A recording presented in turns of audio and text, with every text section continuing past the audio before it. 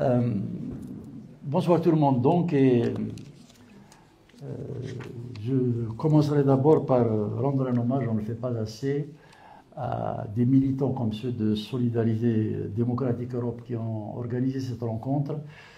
Ces travailleurs de l'ombre, dans des périodes de profonde régression politique, méritent peut-être d'être salués.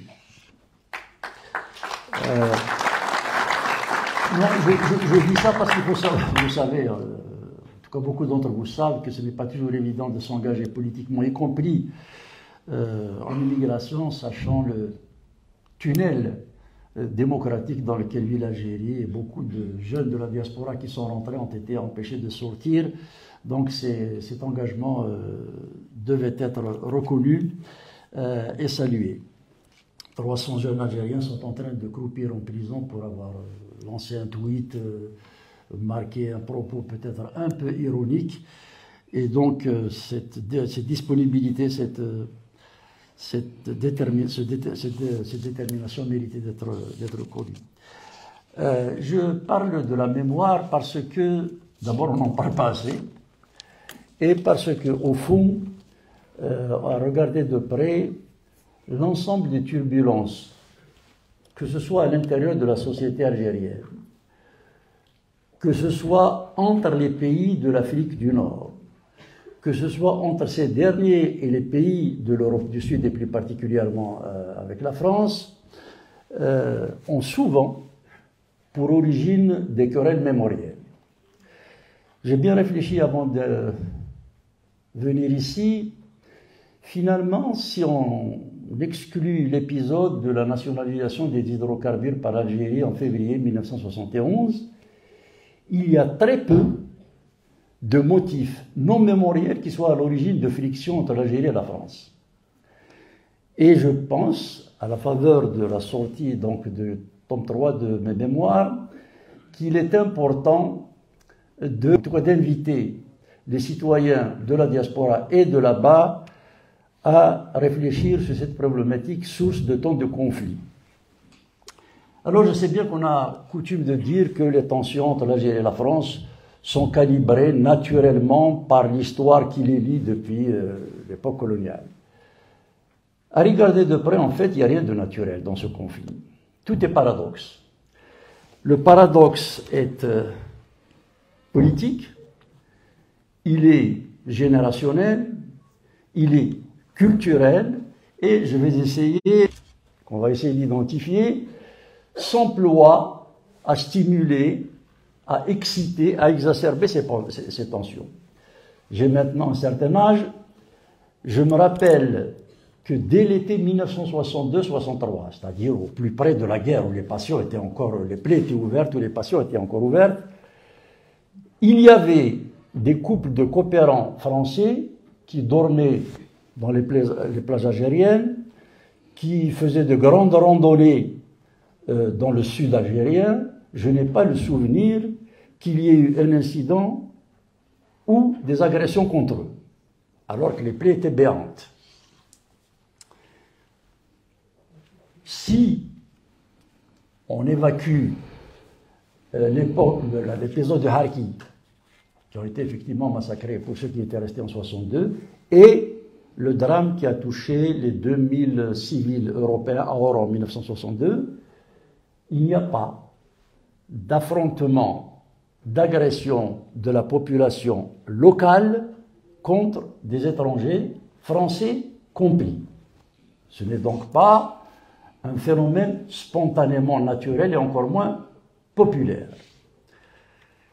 Et quand on regarde d'un peu plus près, on se rend compte qu'il y a une volonté de cultiver le statut du colonisé, de manière assez paradoxale d'ailleurs, parce que d'un côté, ceux qui disent aujourd'hui qu'il faut maintenir cette relation à un niveau incandescent qui soit susceptible d'être dégradée ou déstabilisée à n'importe quel moment, sont ceux qui prétendent avoir lutté pour s'extraire, pour se libérer du statut de colonisé. Mais en même temps, on garde jalousement ce statut de colonisé pour le sortir à chaque fois qu'il faut répondre de ces turpitudes ou bien qu'il faut assumer un acte, une décision, etc. C'est assez paradoxal. D'un côté, on a lutté pour se libérer de la colonisation. D'un côté, à chaque fois, maintenant vous avez remarqué, à chaque fois qu'il y a une accusation, qu'il y a une remarque, qu'il y a une interpellation qui est adressée au régime algérien, on répond, vous les colonisateurs, nous les colonisés. Donc c'est dans cette relation binaire que se situe toujours ce conflit. L'autochtone, donc l'Algérien, les officiers algériens, revendiquant, mettant en avant toujours le statut de colonisé. Paradoxe historique. Il y a un vrai paradoxe parce que, vous savez tous qu'après l'indépendance, nous n'avons pas eu Internet à l'époque, nous n'avions pas eu la chance de disposer des sources qui permettent de nous éclairer sur le mouvement national, la guerre de libération, ses réalités lumineuses et quelquefois plus sombres. Et ce qu'a fait ma génération, c'était de harceler littéralement l'ensemble des dirigeants qui ont activé dans le mouvement national ou qui ont déclenché la lutte de libération. Et c'est comme ça que j'ai eu à rencontrer Mohamed Boudiaf, Mohamed Yazid, qui était ministre de l'information du GPRA. J'ai eu la chance de rencontrer Moustapha El-Shraf, un des intellectuels qui était arrêté dans le mouvement détourné dans l'avion détourné en 1956. J'ai rencontré longuement Ben Tobal, j'ai pu approcher Aït Ahmed évidemment, j'ai rencontré Omar Osdir, j'ai rencontré Omran, qui a été au Maquis dès 1947. J'ai eu la chance de connaître vraiment Jamil Abouhirat et d'autres. Je n'ai vraiment pas le souvenir d'une discussion avec ces gens-là où il m'est dit que nous devons continuer, pérenniser la guerre après la guerre. Ils ont tourné la page comme le peuple algérien souhaitait la tourner, tout en défendant évidemment les intérêts du pays. Ceux qui se sont emparés de cette question mémorielle pour en faire un fonds de commerce, ce sont en général les combattants de la 25e heure regroupés en gros autour de Boumediene et qui n'ont jamais fait la guerre de libération. Donc ce paradoxe est d'autant plus surprenant, je vous dis, que ceux qui ont amorcé le mouvement national et lancé la guerre de libération n'étaient pas du tout dans l'idée d'entretenir cette animosité permanente et encore moins de la manipuler. C'est d'ailleurs l'esprit des accords d'Évian qui disait indépendance, oui, récupération de l'intégrité du territoire algérien, oui, mais coopération adulte entre voisins, etc., etc. Paradoxe historique donc. Paradoxe culturel. Ceux qui aujourd'hui se saisissent de cette querelle mémorielle sont en général des dirigeants en poste dont les enfants sont dans la quasi-totalité au lycée français d'Alger. C'est d'ailleurs pour cela, je crois, que l'ambassadeur Xavier Drioncourt a été violemment attaqué lorsqu'il a dit, chose qui en fait est un secret de polichinelle, que je ne pouvais pas rester une semaine sans recevoir ou un message ou une demande des dirigeants pour que j'intervienne pour leur inscrire leurs enfants dans le lycée français.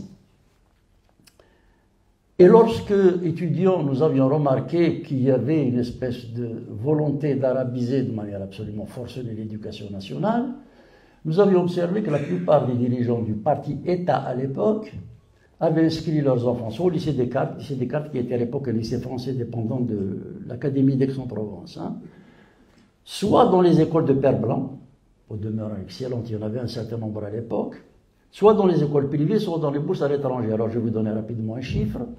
Nous avions constitué autour de Moulid Mahamri et de Katib Yassine un petit noyau. Nous avions fait une enquête qui avait duré, je crois, 7 mois. Et nous avions recensé 276 dirigeants, alors parti État à l'époque. Sur les 276 dirigeants, tenez-vous bien, il y avait 272 qui avaient inscrit leurs enfants dans les établissements privés.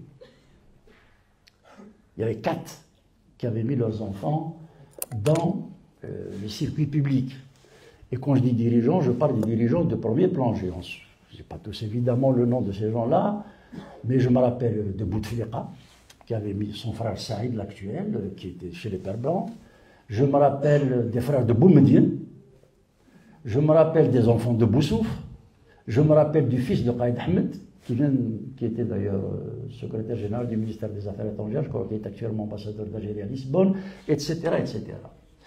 Ce que je veux dire par là, c'est qu'il y a aussi là un paradoxe culturel. Au moment où on poussait la société algérienne à produire des bouffées de francophobie, on envoyait sa progéniture dans les établissements scolaires de la nation dont on disait qu'elle était à l'origine de tous les maux de la nation. Paradoxe générationnel. Vous avez tous des parents en Algérie, vous savez très bien que l'école algérienne, moi j'ai 4 enfants, ils ont tous fait leurs écoles primaires et secondaires en Algérie, donc je connais un peu les programmes du système éducatif algérien. C'est la xénophobie, le sectarisme, le nationalisme exacerbé, par lequel on a essayé de conditionner 2 ou 3 générations d'Algériens. En principe, avec une telle doxa, l'enfance algérienne devrait développer des réactions allergiques permanentes contre tout ce qui peut ressembler à l'identité française. Lorsque vous voyez les escouades de felouks qui se jettent à la mer, ben, c'est plutôt vers le nord que ces gens-là vont. On n'a pas encore vu une caravane de dromadaires, de jeunes allant vers l'Arabie Saoudite. Je veux dire, j'ai pas vu à Alger de files d'attente devant des régimes ressemblant à ceux d'Alger.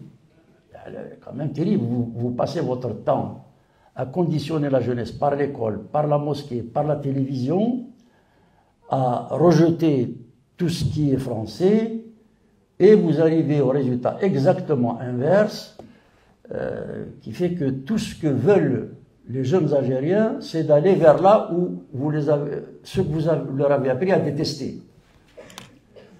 C'est pas une très grande réussite. J'ai rencontré il y a 2 jours de ça un monsieur qui est là, dans la salle, qui m'a dit, il revient de Kabylie. Alors il m'a dit, dans mon village,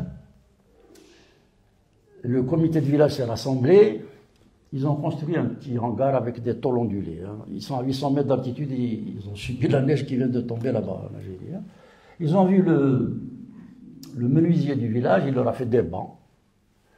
Et les familles du village, donc de la paysannerie normale, hein, qui payent les enseignants en français et en informatique pour préparer leurs enfants à quitter le pays.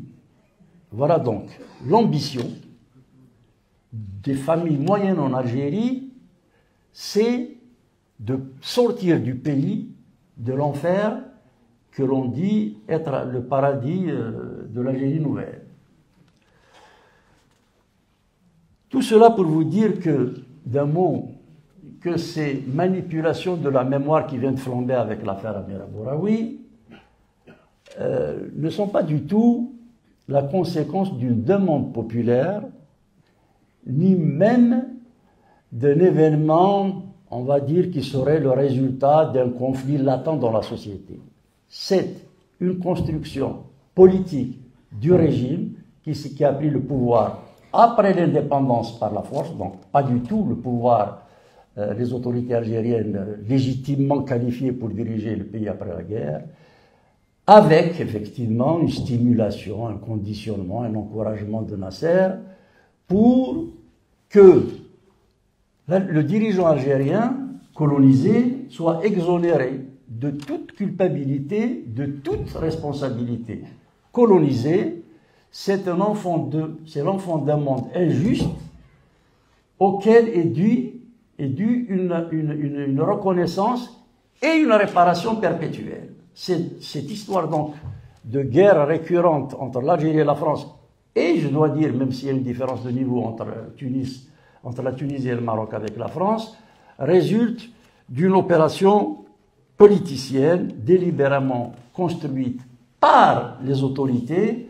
Je n'ai pas le souvenir, je peux me tromper parce que je n'ai pas vraiment fait de recherche là-dessus, mais je n'ai pas le souvenir d'une explosion populaire dans la rue algérienne disant il faut s'attaquer aux chrétiens ou bien aux occidentaux ou bien aux Français. À chaque fois qu'il y a eu une poussée de fièvre, elle a été amorcée par un dirigeant ou un organe officiel qui est évidemment relayé par des organes de presse qui font le service après-vente par la suite. Ça, c'est pour la partie algérienne. Mais enfin, du côté français, on ne peut pas dire non plus que l'affaire a été gérée avec beaucoup de responsabilité et de lucidité. Je passerai rapidement sur l'omerta, la chape de plomb qu'avait imposé De Gaulle après l'indépendance. Mais comme toujours, lorsque les voies institutionnelles occultent un problème, ce sont des réseaux parallèles qui s'en saisissent.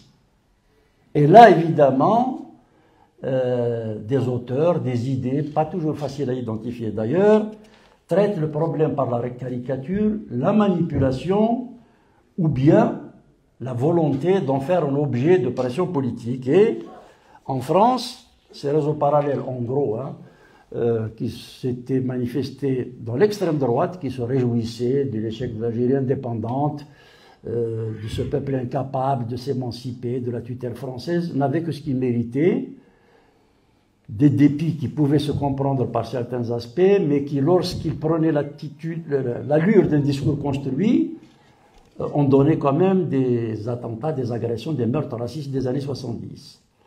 De l'autre côté, il y a toute une série de réseaux parallèles globalement nichés dans l'extrême gauche qui, eux, étaient sur une posture rigoureusement inverse. C'est-à-dire qu'elles célébraient jusqu'à plus soif le régime algérien dont on taisait les abus, les dérives, etc. Entre ces deux extrémités, il était toujours difficile de trouver un point d'équilibre pour avoir une perception, une appréhension raisonnable, lucide, équilibrée de la problématique algérienne. Nous ne pouvons pas non plus occulter, pour ce qui était de la partie française, une volonté d'un segment intellectuel bien déterminé qui ne se contentait pas d'étudier la question algérienne, ce qui aurait été tout à fait normal, mais qui se posait en tuteur, pour ne pas dire parrain, de la façon dont les Algériens devaient construire leur mémoire. J'ai le souvenir du jour où François Hollande était venu comme chef d'État, en visite d'État en Algérie. Je pense que certains d'entre vous s'en souviennent. Il est reçu à l'Assemblée nationale. Alors, je ne dis pas que l'Assemblée nationale est une représentation légitime, crédible de la volonté du peuple algérien. J'ai été député 2 fois. Je sais que la majorité des députés ont acheté leur voix ou bien sont arrivés dans le fourgon des fraudes électorales. Ce que je dis, c'est que symboliquement, cet espace est quand même le lieu où s'exprime la volonté du peuple algérien. Et M. François Hollande est venu dire quoi? Je vous demande d'applaudir Messali Hadj, qui est le père du nationalisme algérien. Je ne suis pas un amateur des slogans patriotards, je ne suis pas un grand consommateur des slogans univoques, mais je vous dis franchement que ce jour-là, je me suis senti profondément humilié de ce qu'un chef d'État, étranger pour le coup, vient nous dire comment et autour de qui doit se construire la mémoire algérienne. Quoi que puissent penser les Algériens de Messali, et il y a beaucoup à dire. C'est à eux et à eux seuls de décider autour de quels événements, autour de quelles figures, autour de quels discours, idées, ils doivent structurer leur dessin. Lorsque j'ai pris ma plume pour dire que ce n'est pas un chef d'État algérien de venir nous expliquer comment nous devons projeter la perspective nationale, toute une escouade d'intellectuels d'ici j'ajoutais, je me vois mal, moi, disons au Palais Bourbon, si je devais y être invité, que les Français devraient honorer Pétain. Et on me répond que cette comparaison est interdite parce que d'après les paradigmes que nous avons, nous, élaborés, cette comparaison est injustifiée. Pensez bien que je m'en fous un peu des paradigmes qui ont été définis ici par les Français pour savoir comment nous allons nous expliquer. Messali a très bien commencé son combat politique, c'est incontestable, Et il a quand même plutôt mal fini. La police française armait ses troupes qui flinguaient matin, midi et soir les militants de la Fédération de France du FLN. Bon, on avait quand même quelques raisons de demander un devoir d'inventaire. Mais enfin, peu importe. Peu importe. Ce n'est pas à François Hollande de nous expliquer que c'est Messali qui est le symbole de la conscience nationale. Et il se trouve que j'ai connu François Hollande. En réfléchissant un peu, j'ai appris par savoir que le personnage, je ne suis pas là pour polémiquer, ce n'est pas la peine de citer des noms, que le personnage qui avait inspiré cette recommandation appartient à un courant politique d'extrême gauche qui avait eu un compagnonnage pérenne avec Messali, y compris lorsque les troupes de Messali étaient donc armées pour affronter les troupes de l'ALN en Algérie et les militants du FLN en France. C'est que ça fait quand même un peu désordre. Pourquoi je rappelle ça? Je rappelle ça parce que ces erreurs ont alimenté en Algérie les gens qui se saisissent de la question de la mémoire pour dire, vous voyez bien, ils ne sont pas sortis de l'Algérie, vous voyez bien, ils n'ont pas renoncé non plus à nous coloniser, mais à faire de nous ce qu'ils veulent qu'on soit. Donc, objectivement, ces prétentions à vouloir accompagner, quelquefois d'ailleurs de bonne foi, hein, mais l'enfer n'est pas fait de bonnes intentions, à vouloir accompagner l'indigène en attendant qu'il apprenne à réfléchir tout seul, ont été récupérés par la police politique algérienne pour les restituer comme preuve de volonté d'éviction dans les affaires intérieures algériennes. Par la suite, ces dérives, évidemment, sont déclinées actuellement par ce qu'on appelle grossièrement l'islamo-gauchisme, qui consiste à dire que toute l'immigration est musulmane et que donc il faut absolument défendre cette immigration au motif qu'elle est musulmane. D'abord, l'immigration peut se définir autrement qu'à la réduction du fait religieux. Et puis, dans l'immigration, il peut y avoir des gens qui ont commis des exactions. Il ne s'agit pas d'exonérer de manière compassionnelle l'ensemble de la collectivité algérienne en France. Il s'agit simplement de veiller à ce qu'elle ait des droits et des devoirs qui lui soient reconnus par la loi. Vous voyez donc que même en France, cette affaire n'a pas toujours été appréhendée de la manière la plus lucide qui soit. Et ça nous a handicapés en Algérie, je parle de nous, courant démocratique, parce que ça a facilité les anathèmes, les invectives que l'on adresse systématiquement à toute personne qui veut critiquer le régime assimilé à l'Algérie, surtout lorsqu'il dit « je ne rentre pas dans la matrice de l'identité nationale telle que vous la décrivez, pour moi, mon pays, c'est une nation plurielle et il a le droit de revendiquer l'ensemble des événements historiques, des apports culturels, de ces réalités sociologiques telles qu'elles ont sédimenté dans l'histoire.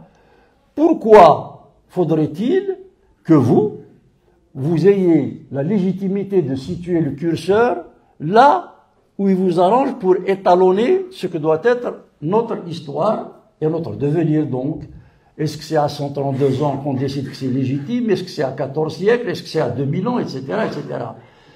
Et lorsqu'on dit que, moi je le dis, je l'assume, hein, que la langue française, la culture française fait partie de mon identité, je la revendique et je l'assume, vous avez toujours des gens qui vont vous dire « Hizb França ». Donc, Saïd Saadi, c'est les pères blancs qui l'ont éduqué. Pour la petite histoire, je n'ai jamais mis les pieds dans une école de pères blancs, ce que je regrette beaucoup parce qu'ils avaient un excellent enseignement.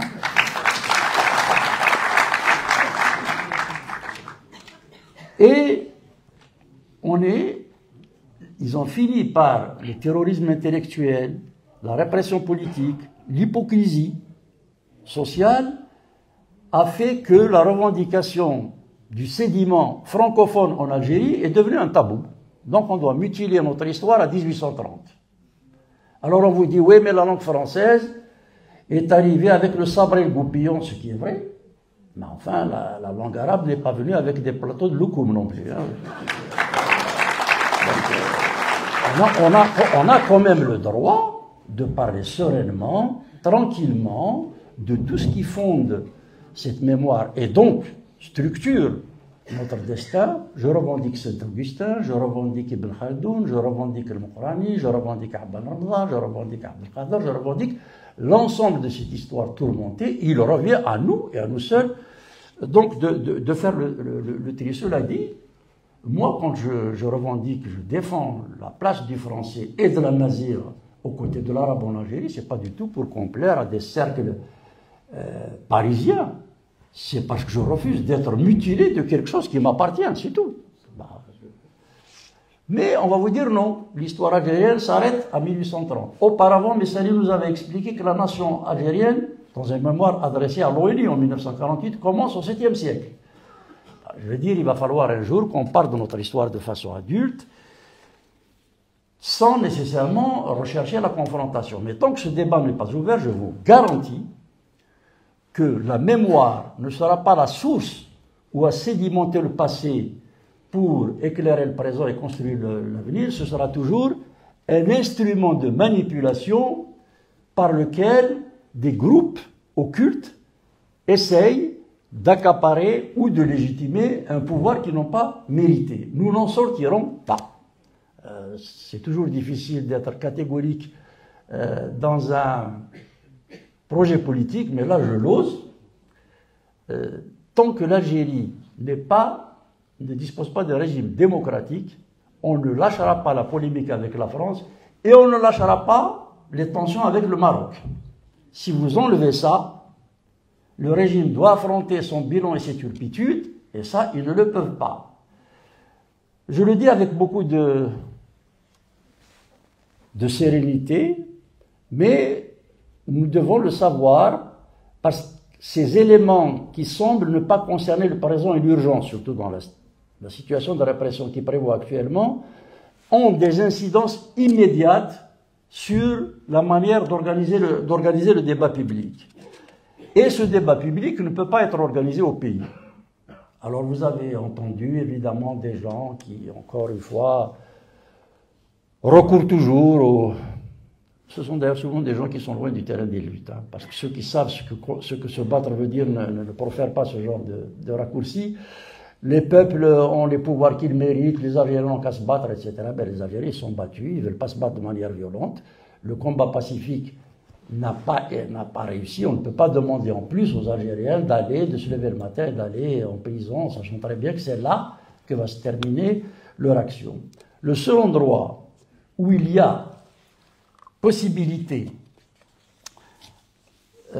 d'agir en toute liberté et où il y a possibilité d'accéder aux sources documentaires, c'est la diaspora. Et c'est aussi, malheureusement, dans la diaspora qu'il y a l'essentiel de l'encadrement algérien, puisque ces derniers sont acculés à l'exil. Est-ce que tout est bloqué? Non. Il y a maintenant des initiatives personnelles, comme celle d'ailleurs que lance aujourd'hui l'association Solidarité Démocratique Europe. Il y a des figures qui émergent dans la société française, qui assument leur intégration, mais sans renier leurs racines, qui refusent d'être réduites aux faits religieux. Elles sont de plus en plus visibles, mais il n'y a pas d'espace où toutes ces idées, ou toutes ces figures, ou toutes ces expressions peuvent converger et s'exprimer, mais elles existent. J'ai lu récemment le livre de Madame Razeka Abnali, qui parle, je ne vais pas vous le résumer ici, qui parle de l'impact de l'islam sur la conscience du Nord-Africain. Comment la religion a fini par conditionner le Nord-Africain à avoir une idée dégradée de lui-même. Je vous recommande de le lire vraiment. C'est une intellectuelle, dont je salue la présence, qui est absolument prolifique, et la quantité de ses publications n'altère en rien sa qualité. J'ai regardé, j'ai suivi la production d'une écrivaine comme Miassem Saoudi, aussi, qui est en train de rencontrer son public et qui avance en tant que femme libre, sereine, mais sans concession dans ce qu'elle dit, mais qui n'est pas du tout non plus dans la polémique. Vous avez tous vu, comme moi, des figures qui émergent dans les médias algériens. Je pense à Sonia Mebarki sur CNews, je pense à Lydia Guirous qui intervient aussi dans certaines émissions. Ce sont des femmes, comme par hasard, pour la majorité, qui sont en train de porter une voix venue d'ailleurs, mais qui ne recherchent ni le communautarisme, ni la singularité a priori. Et ce sont, je pense, ces parcours qui peuvent permettre enfin de donner une vision de la communauté émigrée qui soit autre chose qu'une entité victimaire à laquelle il faut toujours savoir reconnaître une infantilité.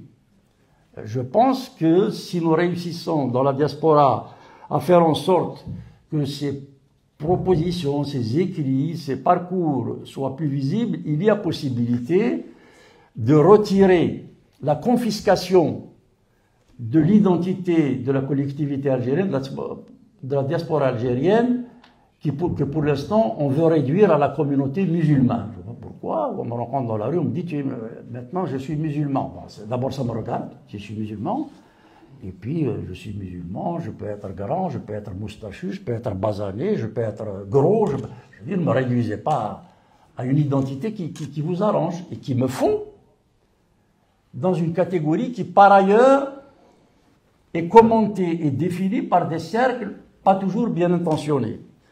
Donc c'est dans ces petites actions qui peuvent sembler anodines actuellement que nous devons essayer de construire une visibilité différente, novatrice de la diaspora algérienne. Personnellement, je me suis investi dans un média Afrique du Nord Méditerranée, ADNMed, qui a été lancé avec des amis tunisiens, marocains, algériens. Et je viens de découvrir, en lançant ce média-là avec mes amis, qu'il n'y a pas un espace où un Nord-Africain peut aller regarder et avoir une idée de ce qui se passe sur l'ensemble des trois pays. C'est assez quand même singulier comme situation. Ce que je voulais dire pour finir, parce que l'essentiel, c'est pas d'épuiser la question de la mémoire entre Algériens, entre Nord-Africains et entre Nord-Africains et Français, c'est de dire que ce sujet mérite attention et débat aujourd'hui. Et ce que je voulais dire aujourd'hui, c'est qu'il y a possibilité et nécessité de transmettre. C'est pour cela que je me suis astreint, moi, à écrire mes mémoires. C'est pas tellement pour faire parler de moi. Hein. C'est uniquement, je pressentais, je savais pas que ça allait dégénérer comme ça, mais je pressentais depuis quelques années que si la génération d'après-guerre à laquelle j'appartiens ne prend pas sa plume pour offrir un mémoire au pays en fonction de ce qu'elle a fait, bien ou mal, ça c'est un autre problème, mais fixer les événements qui ont prévalu en Algérie depuis l'indépendance, notre parcours risquait de connaître celui de nos aînés. C'est-à-dire, soit il est mutilé, soit il est falsifié, soit il est travesti. Après l'indépendance, vous disiez Ben Bella et Ahmed Boudiaf, vous étiez un traître. Vous disiez Boumdine qui n'a jamais tiré une balle pendant la guerre de libération, c'est le père de la révolution. Je vais vous dire jusqu'à quel point le silence est dangereux. Le silence dans la mémoire des collectivités nationales ne constitue pas seulement une vacuité, c'est-à-dire un manque. Le problème, c'est que dans ce manque, il peut proliférer l'imposture. C'est-à-dire cette vacuité peut être occupée par des contre-vérités qui finissent par devenir des vérités qui se transmettent aux générations futures. Donc c'est pour ça que je me suis astreint à écrire mes mémoires en ne cachant rien, en occultant rien, y compris dans les choses les plus sensibles, y compris sur les sujets les plus délicats, et j'observe que les Algériens sont en mesure d'entendre un discours de vérité dès lors qu'il est dicté à deux conditions. Dès lors qu'il est dicté par le souci, non pas de régler des comptes, non pas d'enfoncer tel ou tel personnage, mais simplement pour éclairer des faits et des événements, et que ce qui est dit est documenté. Ce sont les deux conditions qui doivent prévaloir au devoir de transmission et je me rends compte que les choses passent parfaitement bien. C'est pour cela que, personnellement, je m'investis dans ce combat qui peut ne pas revêtir un caractère d'urgence immédiate, mais qui n'en est pas moins important. Et j'invite chacun d'entre vous à faire ce qu'il peut faire autour de lui pour essayer de connecter les énergies et les intelligences. Il arrivera toujours un moment où ce qui est fait pourra servir de source pour construire l'alternative que nous n'avons pas pu jusqu'à présent offrir à notre pays. Je vous remercie.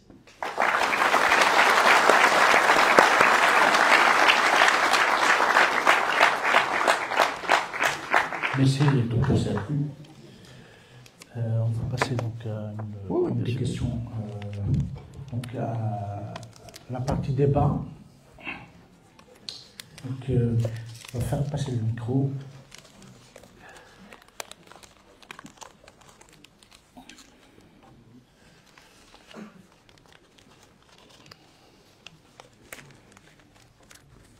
Allez, il suffit que le premier se jette à l'eau, après le plus dur, ça va être d'arrêter les débats.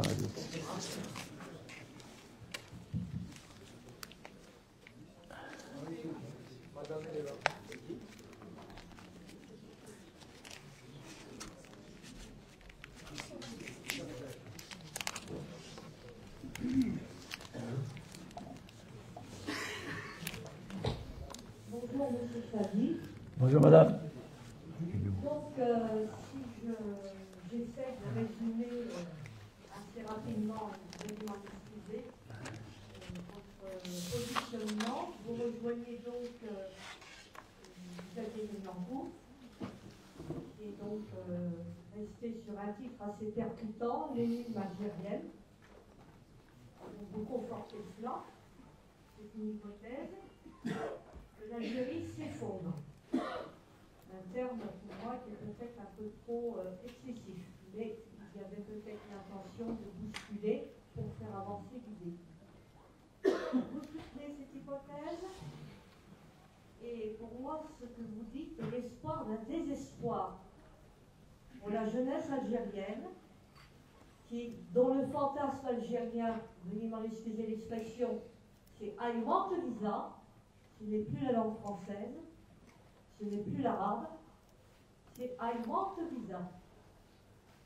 Voilà ma question. Je vous en remercie. Merci. Merci, madame. Je peux répondre. Bon, d'abord, allez-y, allez-y. Monsieur Saïd Sadi, bonjour.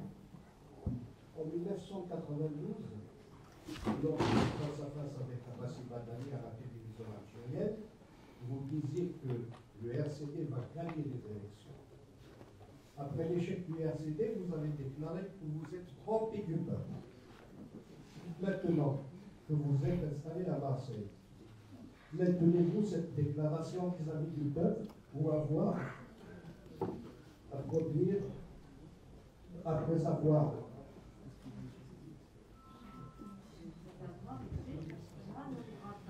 Allez-y, allez-y. des personnes à notre grata à Béjaïa, lors du RA. Merci. Non, laissez-les, pourquoi? Aucune question qui me gêne, au contraire, c'est très bien que ce soit posé. Attendez, je vais répondre à ces deux questions. Alors, la dame qui a commencé au début, est-ce que j'ai lu ce qu'a écrit Xavier Dironcourt? Je vais aggraver mon cas, madame. Je suis totalement d'accord avec Xavier Dironcourt. Vous voyez? Vous pouvez appeler la cour. Je suis un bon client de la justice algérienne. Il y a, au moment où nous parlons, une convocation qui m'est adressée par la justice algérienne, que vous savez, très indépendante et libre, pour un crime dont je ne connais ni la nature, ni celui que j'aurais accablé. J'ai bien connu Xavier Dironcourt, madame. Je me suis battu pour la démocratie en Algérie, où beaucoup de ceux qui disent vivre bon aujourd'hui sont rangés s'agenouiller derrière le parti unique. Je n'ai pas à faire de la surenchère nationaliste pour dire ce que j'estime devoir dire sur mon pays. Si le pluralisme a existé en Algérie, c'est peut-être aussi parce que j'ai accompli quelques actes qui m'ont conduit en prison, un parcours que vous évitez soigneusement d'aborder. Et pour avoir bien connu Xavier Drioncourt, qui a fait, vous le savez, 2 mandats à Alger, je suis au regret de vous dire qu'il n'est pas colonialiste. Voilà. C'est une contre-vérité. Et s'il l'avait été, moi je lui aurais dit à lui.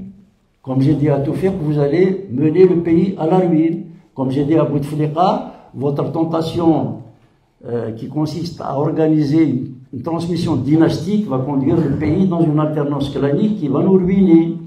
Donc c'est pas maintenant, madame, qu'il faut jouer les démocrates. C'est au moment où il y avait le parti unique. Et je n'ai pas vu, je crois que vous avez à peu près le même âge que moi, je n'ai pas vu beaucoup de gens nous soutenir à l'époque où nous faisions le tour d'Algérie des prisons. Bon, ceci d'une part. Vous voyez donc, je ne me cache pas du tout, il y a un risque d'effondrement de l'Algérie, vous voyez, au jour d'aujourd'hui. Au moment où nous parlons, madame, le tissu social est totalement délabré. La Kabylie, qui a été la matrice des luttes démocratiques, est littéralement sous une forme de répression endémique, systématique, permanente, qui est une forme d'opération jumelle politique. 300 de vos enfants, madame, sont en train de croupir dans les prisons de leur pays parce qu'ils ont fait un petit tweet sur la toile. Ça ne vous gêne pas, ça, si c'était vos enfants. Ça ne vous pose pas de problème. Non, madame, s'il vous plaît, je vous laisse pas. Après, si vous voulez revenir, je vous assure que vous reviendrez. Je ne vous connais pas, j'ai pas de problème personnel. Pour tout vous dire, je connais personnellement Abdelmajid Tebboune. Alors, vous voyez, j'ai aucun problème personnel avec lui. Ce qui est... Très bien, madame. Eh bien, nous allons faire avancer, mais sans faire caler la marche arrière. Non, vous avez raison, madame. Mais je vous ai écouté, mais je vous ai même remercié d'avoir... Alors, vous me dites, mon discours décourage la jeunesse algérienne. Je ne sais pas trop si vous vivez en Algérie, mais la jeunesse algérienne n'a pas besoin de moi pour être découragée.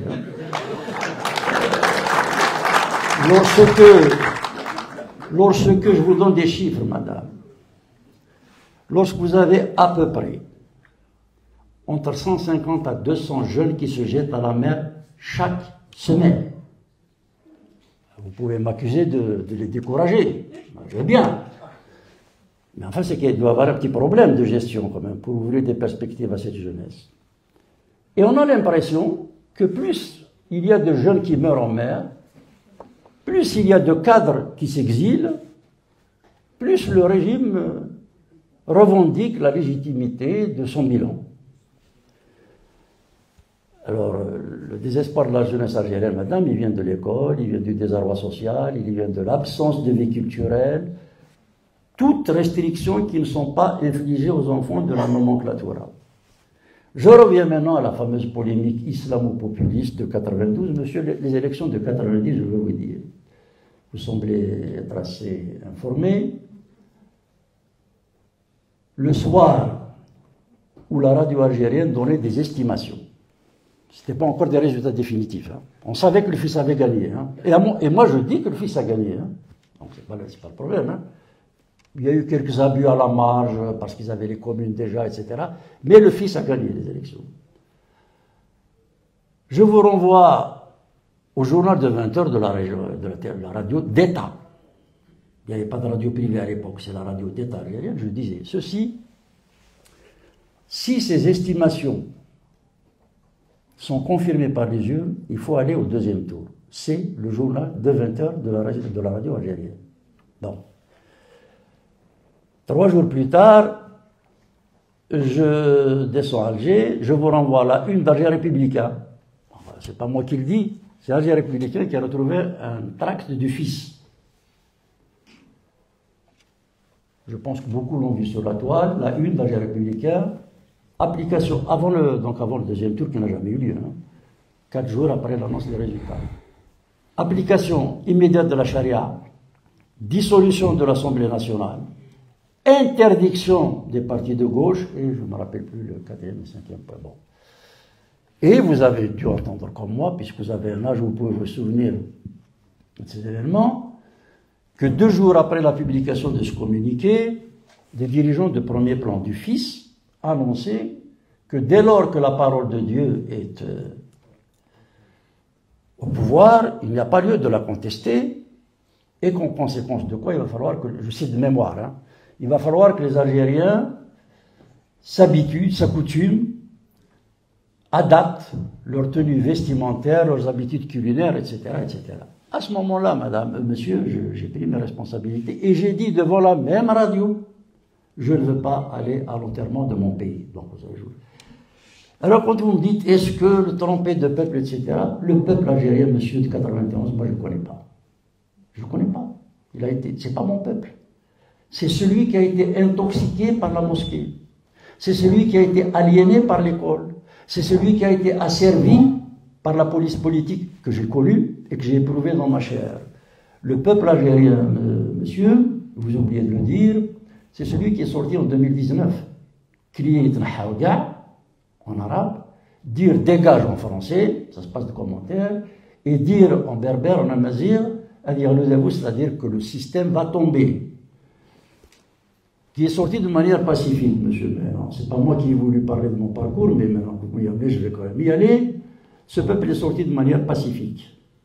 Ce sont les éléments du mouvement culturel berbère auquel j'ai eu l'honneur d'appartenir qui ont lancé pour la première fois l'idée du combat pacifique, et nous avons accepté d'aller devant la Cour de sûreté de l'État où pesait au-dessus de nos têtes la peine capitale.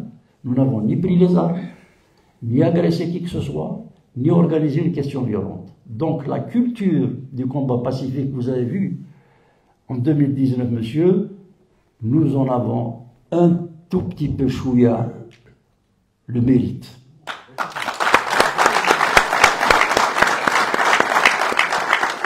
Alors maintenant que je vis à Marseille, excusez-moi d'avoir des enfants qui ont fait des études, qui peuvent m'accueillir chez eux, et où je m'installe en attendant de finir d'écrire mes mémoires. J'habite dans un appartement, non déplaise aux thèses islamistes qui m'attribuent généreusement des villas, je ne sais plus quoi d'ailleurs, des avions, je ne sais pas quoi. Moi, monsieur, des missiles aussi, moi, monsieur, ce que j'ai, vous avez le droit de le savoir. Vous avez le droit de savoir. J'ai une maison à Alger et j'ai une maison en Kabylie. Après avoir travaillé toute ma vie, vous voyez. Pardon? Celle dont il a parlé, le fils du colonel Amirouche. Oui, celle dont il a parlé. Mais vous avez une mémoire sélective, mon bon monsieur. Celle dont il a... Vous voyez, c'est-à-dire que vous ne pouvez pas discuter avec un populiste sérieusement. Pourquoi vous ne dites pas que cette accusation a été condamnée par la 17e chambre correctionnelle? Ah, ça vous ne le savez pas. Bien sûr. Bien sûr. Bien sûr. Je ne veux pas aller bon, je pense que je vous ai répondu, mon bon monsieur. Ce que je peux vous dire, je ne vous connais pas, je ne vous accuse pas. Cette mémoire sélective, mon bon monsieur, je connais les perturbateurs qui essaient de confisquer le débat dans une... Alors, s'il vous plaît, on passe à autre chose. Je voudrais simplement dire que cette mémoire sélective, manipulée, instrumentalisée, c'est l'alpha et l'oméga des arguments de la police politique. Je ne vous connais pas, je ne vous dis pas que vous en êtes. Hein. Voilà. Merci beaucoup.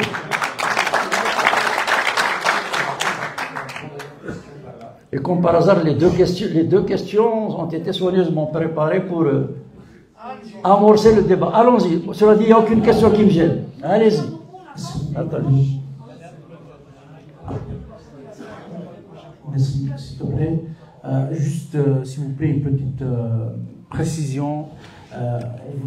La conférence, il y a un thème. Bien sûr, docteur Saadi là, il n'a pas l'habitude de faire des questions. Seulement, il y a des gens qui sont déplacés pour une thématique, la problématique de la mémoire, et on vient pour profiter de l'échange autour de cette thématique-là. J'invite ceux qui vont intervenir à rester plutôt dans cette thématique et ne pas aller plutôt dans ce qui relève des polémiques, des réseaux, etc. C'est par respect pour l'assistance, pour ceux, elle est venue pour assister à quelque chose, il faut, je vous demande de la respecter, s'il vous plaît.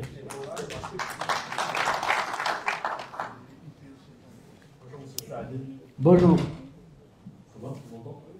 Allez-y, allez-y. Merci de me donner la parole. Donc, pour revenir justement au thème que vous avez avancé, mémoire et transmission, j'aimerais me poser deux questions à ce sujet. Donc, la première, c'est pourquoi, M. Saadi, vous êtes arrêté à 1997 dans votre livre. Et la deuxième question, du coup, comme on l'a dit dans le titre de votre livre, il y a les mots mémoire et transmission. Moi, à mes yeux, c'est la jeunesse, je pense que vous êtes d'accord avec ça, qui est le public prioritaire des mémoires et de la transmission surtout. Et comme l'a dit Madame, je pense qu'aujourd'hui, la jeunesse algérienne, c'est pas sa priorité, la transmission. Qu'est-ce que vous en pensez de ça face à des départs malheureusement de plus en plus nombreux de notre jeunesse algérienne vers la France? Selon vous, la jeunesse algérienne est sensible à ces questions de transmission face à une histoire officielle qui glorifie peut-être le shahid ou qui rend muette l'histoire des années noires? Merci beaucoup. Attendez, précisez les années noires, qu'est-ce que vous avez dit sur les années noires? Pardon. Qu'est-ce que vous avez dit sur les années noires? Je n'ai pas compris. Une histoire algérienne qui ne rend pas forcément accessible les mémoires des années noires face à peut-être un oubli collectif volontaire. En tout cas, on ne voudrait pas en parler. Peut-être que c'est trop un traumatisme pour l'évoquer, c'est ça que je voulais dire. Merci.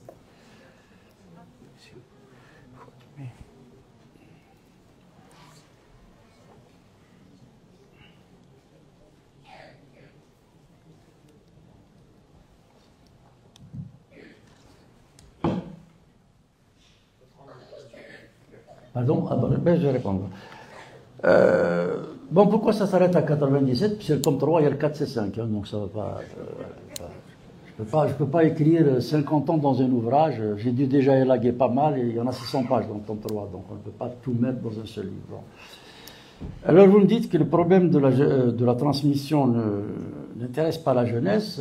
C'est une opinion, vous avez le droit de l'avoir. Moi, à votre âge, j'avais rigoureusement une opinion inverse.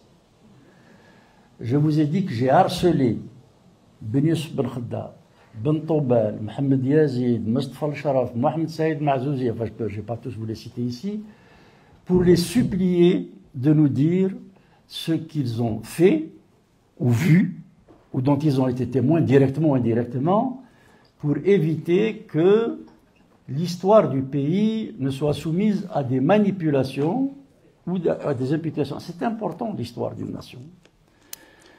Si le pays est construit sur un certain nombre, on va dire, de vérités, quand je dis vérités, elles ne sont pas toutes agréables à entendre, hein.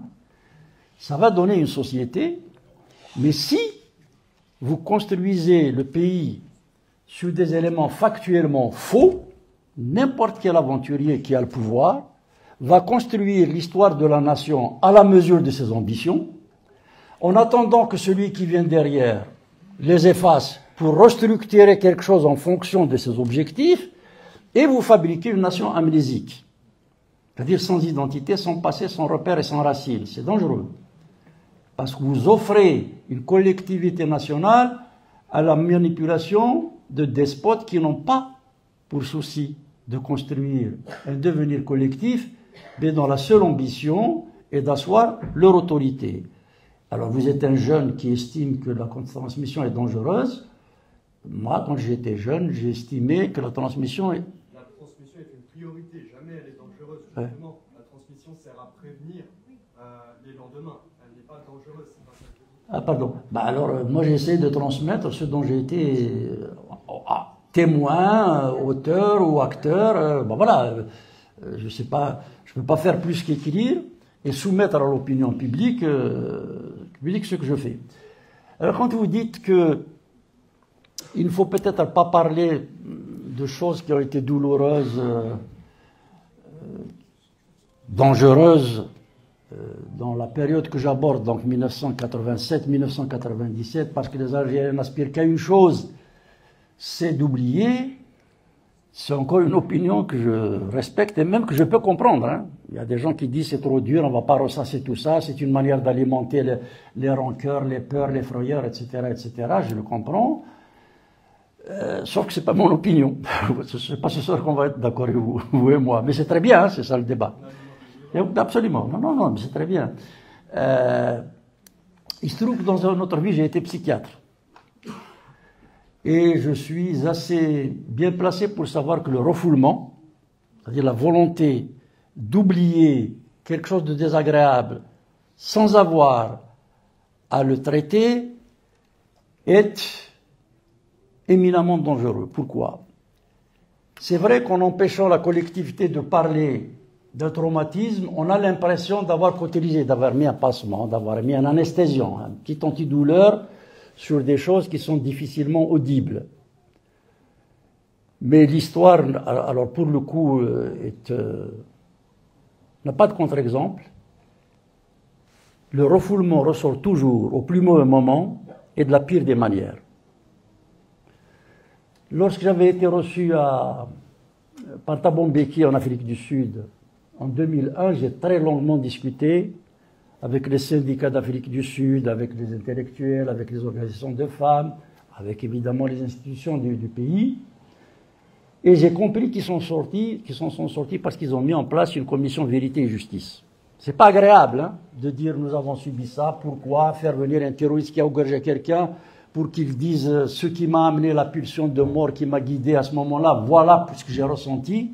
C'est pas agréable, mais c'est la seule manière d'éviter que ça ne se reproduise. Et c'est aussi pour ça que je témoigne. Pour vous éviter de reproduire les choses dont on a été victime et aussi de reproduire les erreurs que nous avons pu commettre. Donc voilà, je ne suis pas du tout sur l'idée qui consiste à dire etc.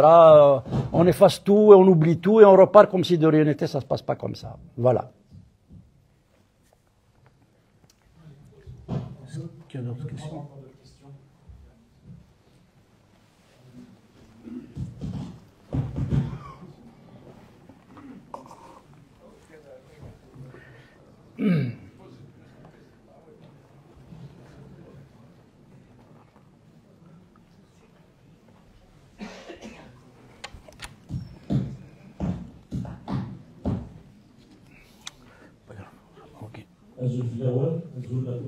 Azul. Par rapport à l'échec du mouvement national de la Révolution. C'est mon point de vue personnel.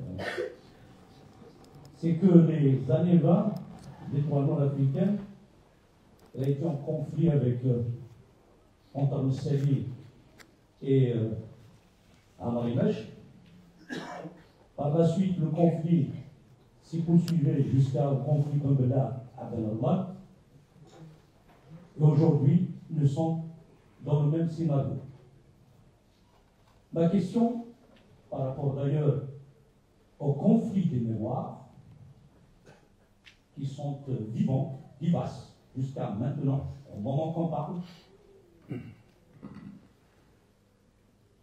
Et maintenant, aussi, d'après les témoignages de Djilali Rima, suite à une conférence à Termabé, et dans Ranamo, à Mlaflas, il y a des وقت أن إذا le conflit PPA-NTLD avec le Sali et les instances, il n'y a نمسي عبال Si vous pour voulez, rapatrier la décision. s'il vous plaît, c'est très bref pour prendre la question, s'il vous plaît. باش يفتح لا كيسيون انا قد تسوري هو رابيدمون باش يتفهم. دونك يمير دنيا البواني ثورة كان باللي تمور أتسدو غير المقر ما إلا تفهم كثير أشيمير وتهديالا أماكن دينا جيلاني الغيمة لثما نمذن يتناغ نميرني دي PPA-NTLD عند plaît. rapatrier S'il vous plaît, la décision. s'il vous plaît, vous n'allez pas faire une autre conférence. Allez-y, posez votre question. Vous avez. Il faut que je pose la question. Voilà, posez votre question, s'il vous plaît. Justement, Mais on va éviter parce que vous avez compris de quoi je parle. Là, c'est autre chose. Non, non. Voilà. Écoutez. Donc, je pose la question, pourquoi on laisse la situation actuelle avec ce qui se passe en cabinet au lieu de tenir la docteur à tasser chez toi, tenir de dire à ta nature mortelle ou faire ça, معنا إلا قنوالي تنكو تدويا لا تموت القبائل alors الصالحين يتسلكوا ونبو أساكي. C'est la première question. Pourquoi vous avez laissé la situation comme ça? S'il vous plaît. S'il vous plaît. Ma deuxième question.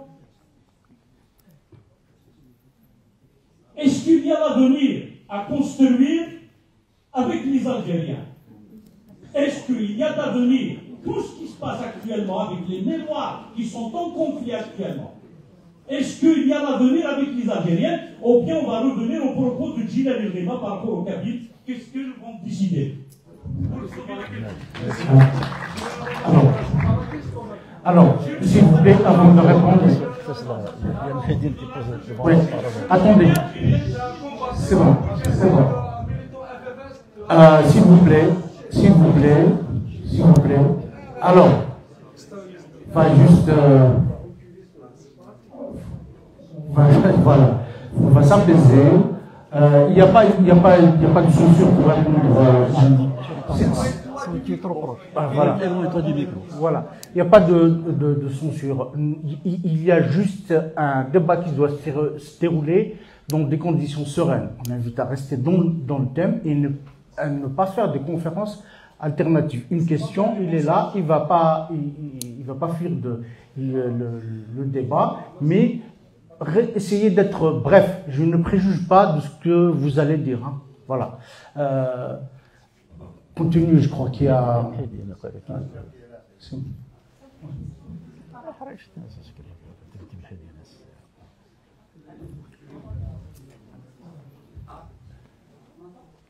Oui, ma question, c'est toujours dans le droit de la réflexion autour de la mémoire et de la transmission, mais plus récemment concernant si les conclusions ont été tirées par rapport au mouvement du Hirak, qui a été un mouvement d'ampleur importante.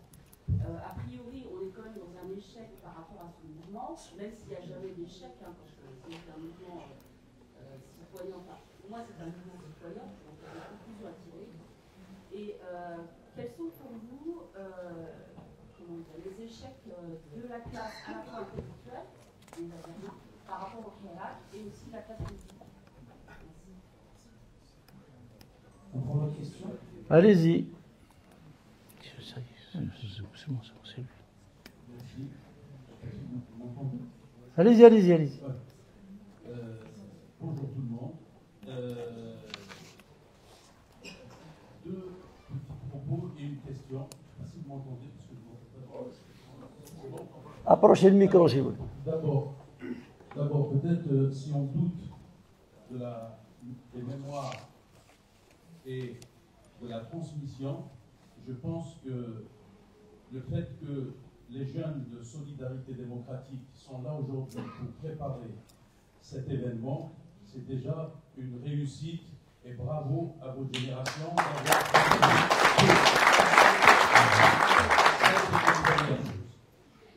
Je déteste le mot échec. Je vous assure que je déteste ce mot parce que venir dans des espaces comme cela, passer du temps au lieu d'essayer d'apprendre mutuellement, on se balance des échecs à la figure. Il n'y a pas d'échecs, il n'y a que des réussites. Je voudrais aussi dire, nous sommes dans le terrain de l'immigration. Le mouvement national est parti d'ici. Je crois qu'il faut le rappeler à chaque fois.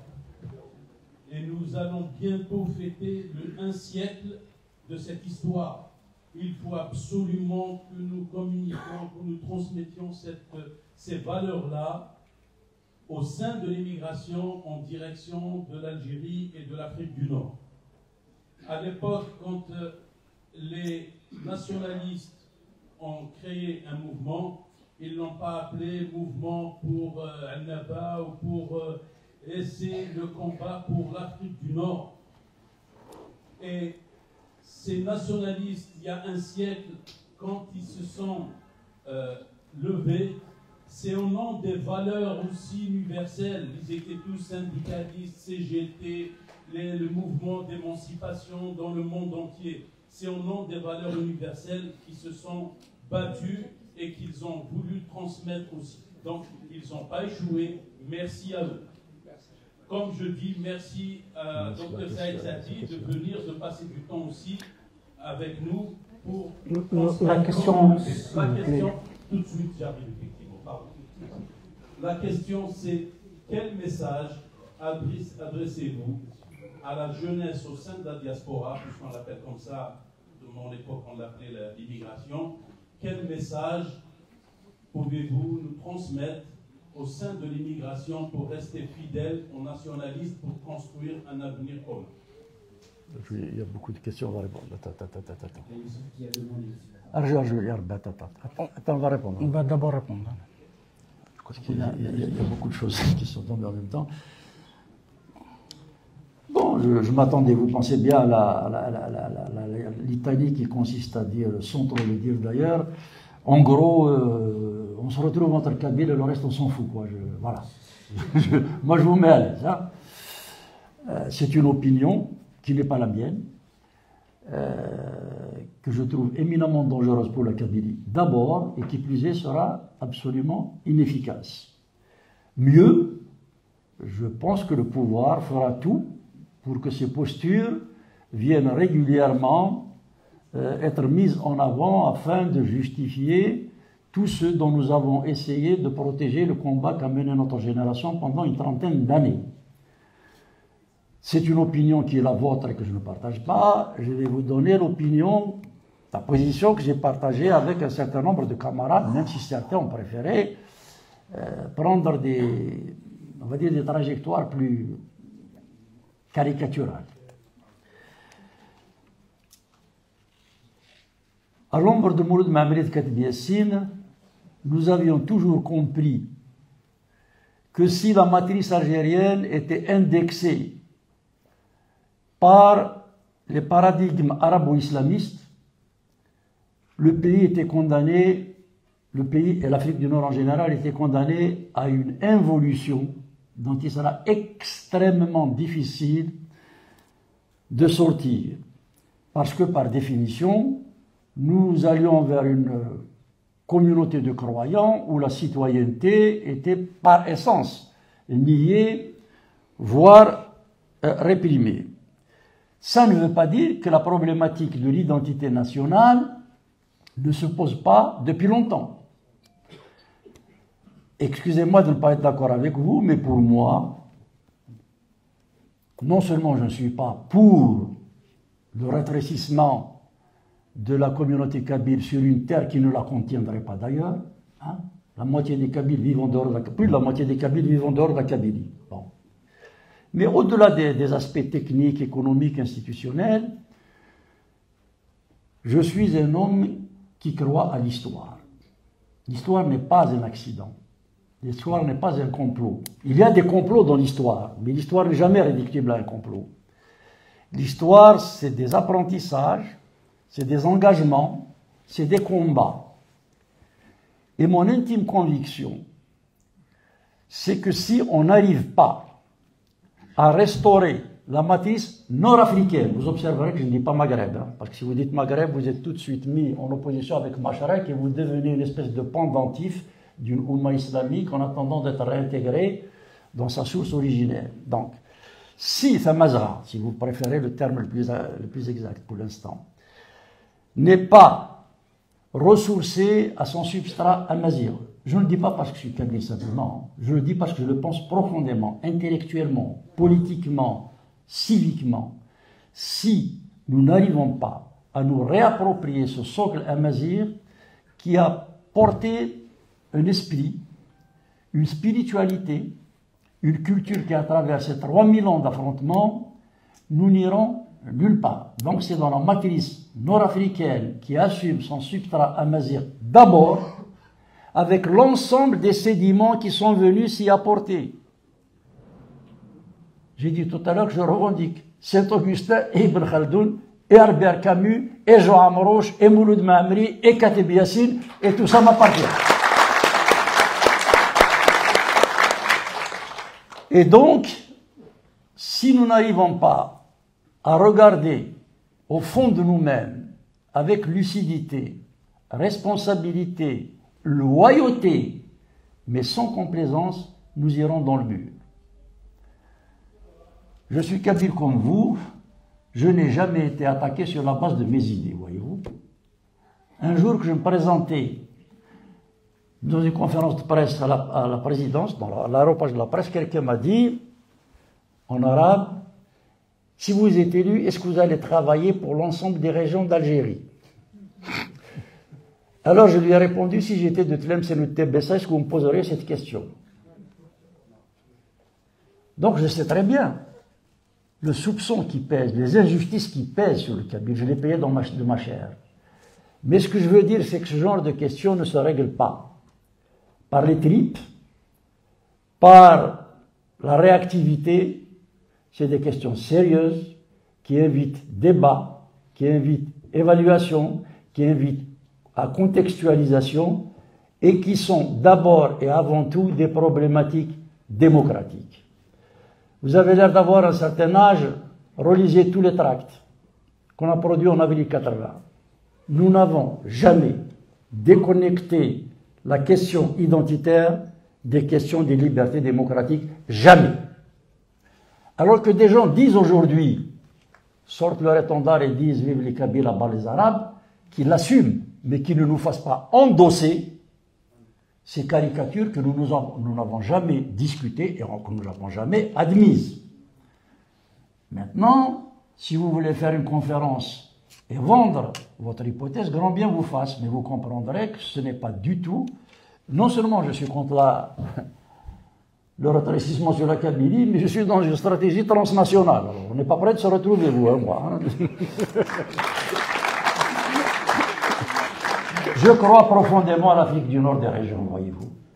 Je crois profondément à l'Afrique du Nord des régions. Je sais que ce n'est pas facile à faire passer dans une conjoncture où le pouvoir réprime, brûle les débats, censure. Je sais qu'il est beaucoup plus facile de dénoncer à juste titre la stratégie d'anéantissement, d'étouffement qui est lancée contre la Kabylie, que de dire qu'on peut et on doit dénoncer cette stratégie, mais que la meilleure manière de dépasser cela, c'est d'offrir une perspective qui nous permette de sortir vers le haut, par le haut, vers une fédération des États nord-africains.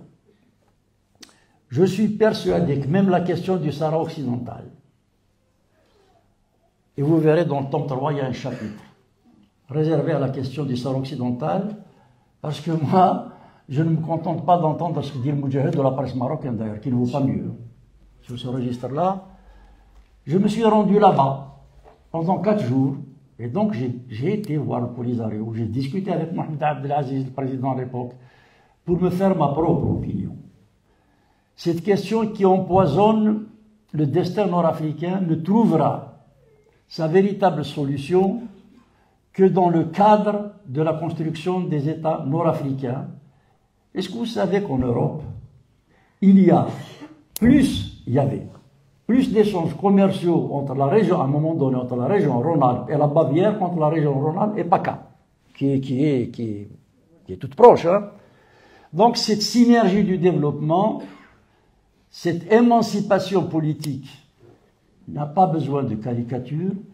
Si je voulais effectivement exploiter les abus du pouvoir aujourd'hui, je sais ce qu'il faut dire aux jeunes pour les amener à se révolter. Mais je n'ai pas envie de les envoyer au charnier ou en prison.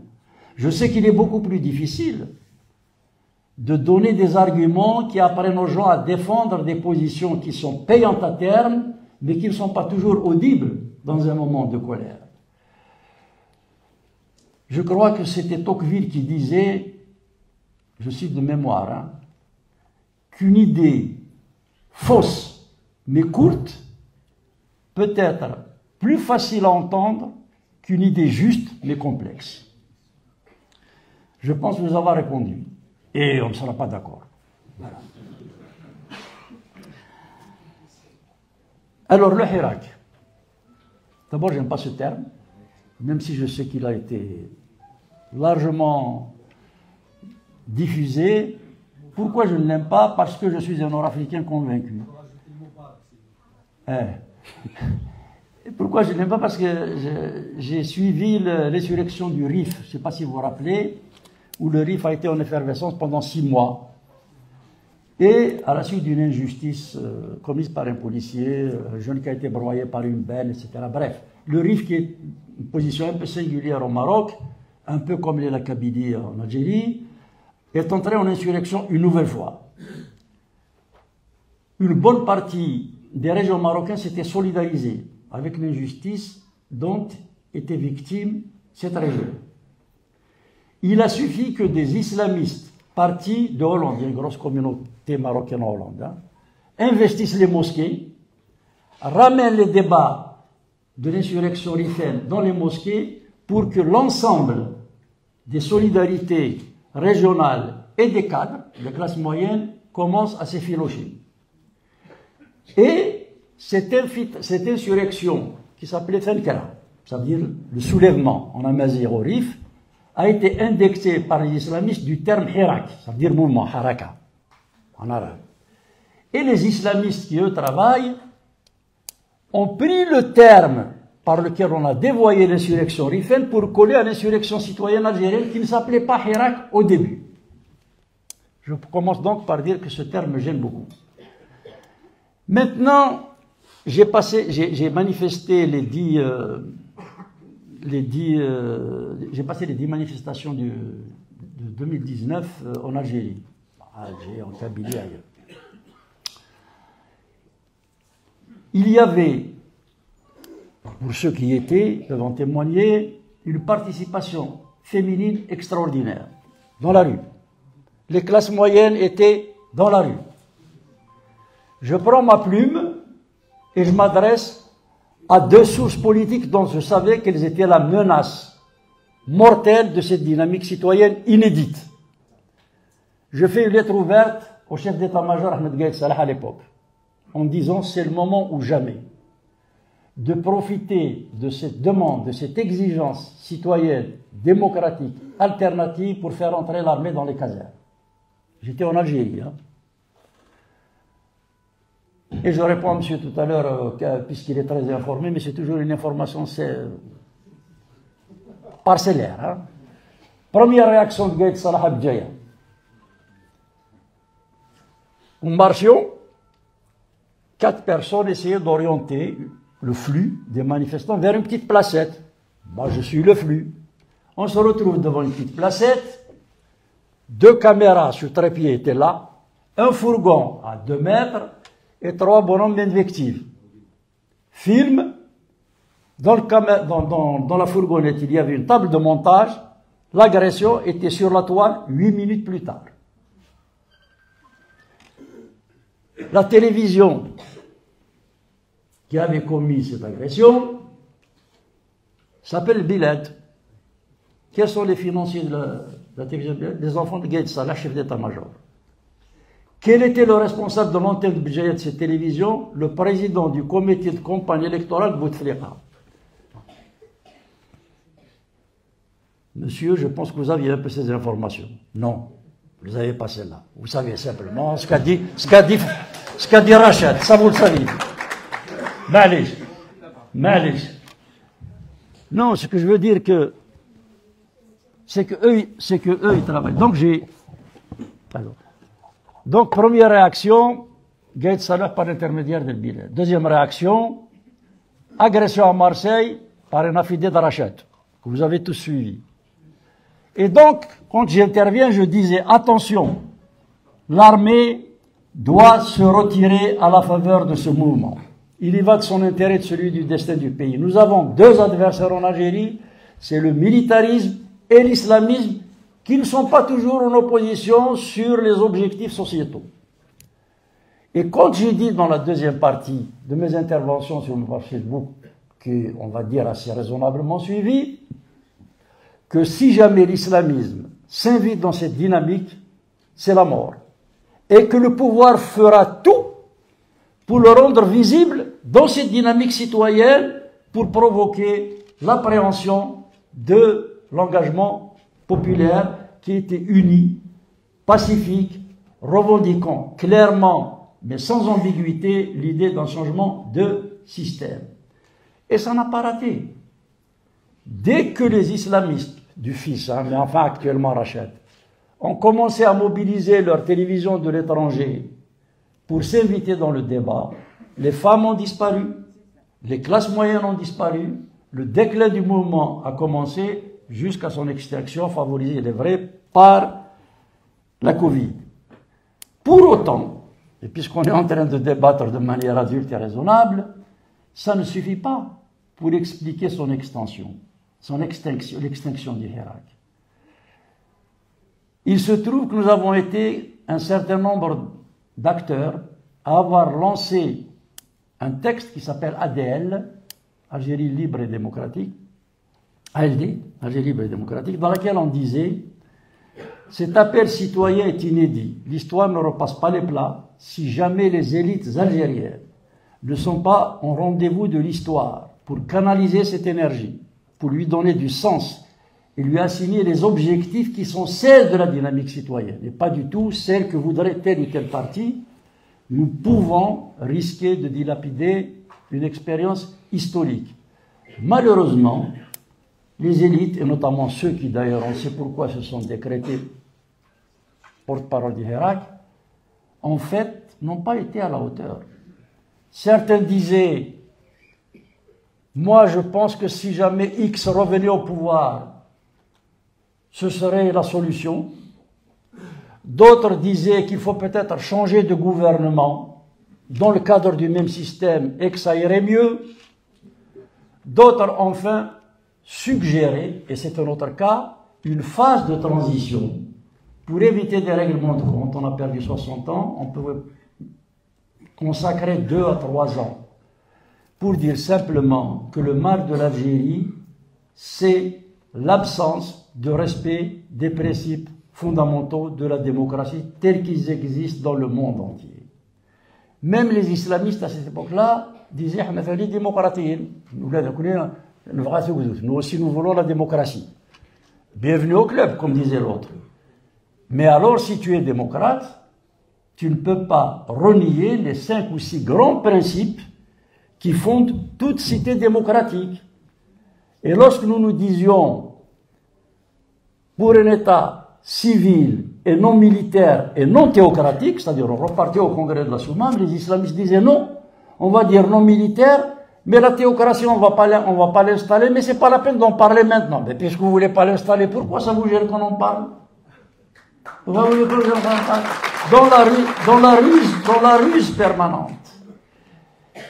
Et je vais vous faire un aveu, j'ai des amis qui ont souffert de la torture des militaires. Je les connais. J'ai vu ça sur leurs traces, les traces sur leur chair.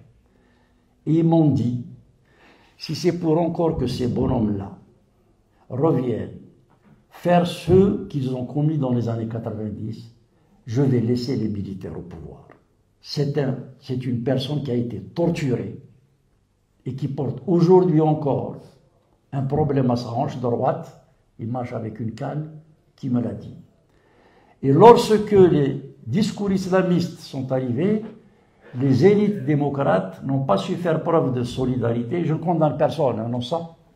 Je n'en parle pas par défi. Il faut simplement faire une évaluation sérieuse du fait que cette formidable dynamique n'est pas aboutie là où elle devait aboutir. Je pense que dans cette dynamique, il restera dans la mémoire nationale et c'est important. Les images, on a vu à un moment donné 22 millions d'Algériens dans la rue, toutes régions confondues, toutes catégories sociales confondues, demander le changement. Ça va marquer les esprits. Il faudra revenir un jour, mais tout ça se prépare pour recréer les conditions d'une demande citoyenne et ne pas attendre du pouvoir qu'ils entendent, le Hirak al-Mubarak comme on dit, il gagnait du temps. Il ne pouvait pas dire non, Hirak. Le peuple était dans la rue. Il disait, vous avez raison, on vous a entendu. Sous-entendu, restez comme vous êtes en attendant que ça s'essouffle. Et on a entendu des cadres démocrates dire il ne faut surtout pas organiser le Hirak. Alors, il ne faut pas être paranoïaque non plus. Je pense que certains le disaient de bonne foi. C'est sympathique, le peuple dans la rue qui va tourner chaque vendredi, il va venir, il va se défouler, vive le peuple, etc. C'est émouvant, c'est très agréable. Sauf que je sais aussi que des escouades de la police politique étaient infiltrés dans les manifestants. اللي يحب يهضر مع الشعب يحبط للشارع وين يبغى نادي مسليك وذو يصب celui qui veut parler avec le peuple est dans la rue, il n'a qu'à venir discuter avec le peuple dans la rue. Sous-entendu, il ne faut surtout pas offrir un cadre qui donne du sens à cette dynamique. Donc, nous avons été tous, peu ou prou, responsables effectivement de l'essoufflement. Mais, dans la mémoire algérienne, il s'est imprimé une formidable espérance. Ça restera un souvenir qui, psychologiquement, peut féconder d'autres expériences, même si aujourd'hui, effectivement, il y a un assèchement d'une sève qui aurait pu servir à fertiliser la nation. Quel message à la jeunesse? D'abord, en écrivant mes mémoires, c'est aussi pour sensibiliser la jeunesse, lui dire ce que nous, jeunes de la génération d'après-guerre, nous avons essayé de faire les mains nues face à un pouvoir qui nous a massacrés, torturés, arrêtés, licenciés, créer des conditions sociales de précarité pour que l'on puisse céder. Et donc, en leur disant que la vie politique, ça consiste à se battre, quelquefois dans l'urgence il faut réagir, mais surtout à avoir une mise en perspective et ça peut prendre du temps. L'objectif de ces mémoires, c'est de dire que la pédagogie de la démocratie n'est pas toujours dans la réaction. Elle est dans l'action, et l'action, ça se conçoit, ça se programme, ça s'évalue et ça se finalise. Je ne vois pas pourquoi est-ce que des jeunes arrivent ici, réussissent à s'installer, à se former, à créer des situations sociales tout à fait honorables, chose dont on les empêche de faire en Algérie. Ces jeunes-là qui réussissent ici auraient pu réussir ailleurs. Alors, à ces jeunes qui viennent ici, ne restez pas éparpillés, ne restez pas isolés. Si vous voulez adhérer dans un parti, adhérez dans un parti. Mais sincèrement, je ne crois pas que ce soit la tâche de l'heure aujourd'hui. Il ne s'agit pas d'offrir un programme partisan. Il s'agit de sensibiliser la collectivité dans notre diaspora sur un fait très simple. À chaque fois que l'Algérie était dans une impasse, c'est la diaspora qui a trouvé la source, les moyens, la méthode pour désamorcer l'alternative qui finit par se greffer au pays. Il y a plusieurs séquences dans l'histoire de l'Algérie indépendante. Il y a des séquences où l'Algérie a été source, où la diaspora a été source d'inspiration pour les luttes démocratiques. Et il y a des séquences où elle a été des relais. L'intervenant de tout à l'heure disait que, au moment où toutes les révoltes, les jacqueries du 19e siècle ont été écrasées dans le sang, il n'y avait plus rien à faire. Le pays était à genoux, un peu comme l'est la société algérienne aujourd'hui là-bas. C'est dans la diaspora qui renaît l'idée alternative du projet indépendantiste. Après, effectivement, il a été relayé au pays, il a été entendu et relayé au pays, et la diaspora a servi de relais à la dynamique de la lutte qui se déroulait dans le pays. Eh bien, aujourd'hui, nous sommes dans une situation d'impasse. Seule la diaspora, je l'ai dit tout à l'heure, mais je le redis, seule la diaspora peut concevoir un projet alternatif, un projet citoyen alternatif, que les partis essayent de mettre en avant leur programme, c'est leur droit et c'est leur rôle, c'est même leur fonction. Mais aujourd'hui, nous devons simplement dire qu'il faut que l'on revienne à l'esprit soumamien. Quelles sont les conditions minimales sur lesquelles la collectivité algérienne peut se mettre d'accord pour organiser la cité démocratique? Une fois ces conditions balisées, la compétition politique peut être libre et que le meilleur gagne. Ça peut être un problème de gauche, libéral, de droite, mais ça, on est dans une autre étape.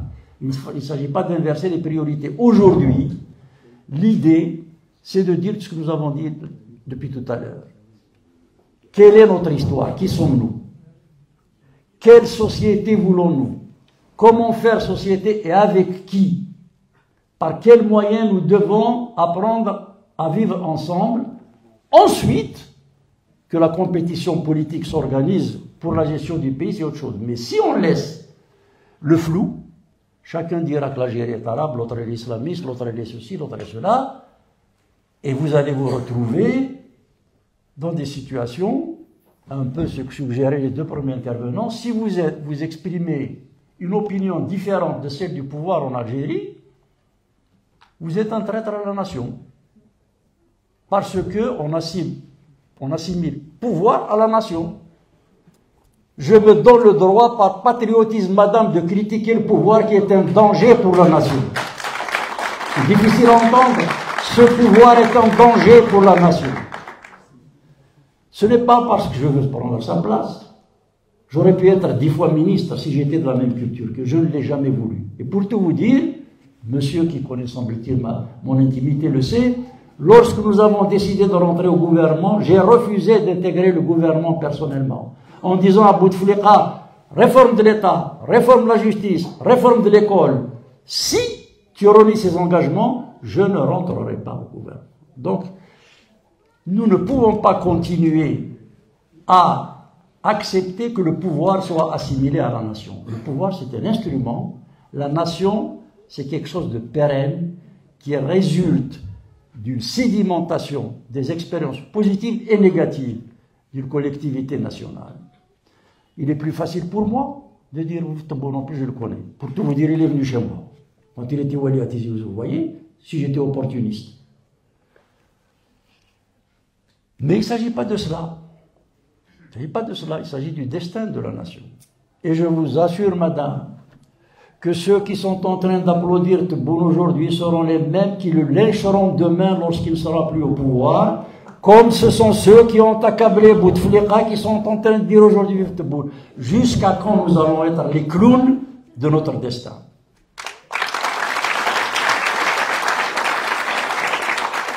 Est-ce que l'Algérie va s'effondrer? Pour que la jeunesse le sache. Il y a un risque d'effondrement. Ce ne sont plus les représentations consulaires et diplomatiques de l'Algérie qui établissent des connexions avec notre communauté émigrée. C'est la mosquée de Paris qui fait office de représentation. Encore une fois, je ne cible pas les individus qui en sont en charge de cette institution. C'est pas ça le problème. Je dis simplement qu'à force de jouer ce jeu-là, on finit toujours par être débordé.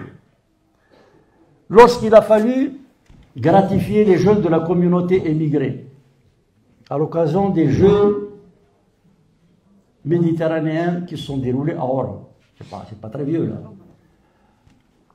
on a fait venir 29, je crois, associations de jeunes de la diaspora, ce qui est une excellente chose.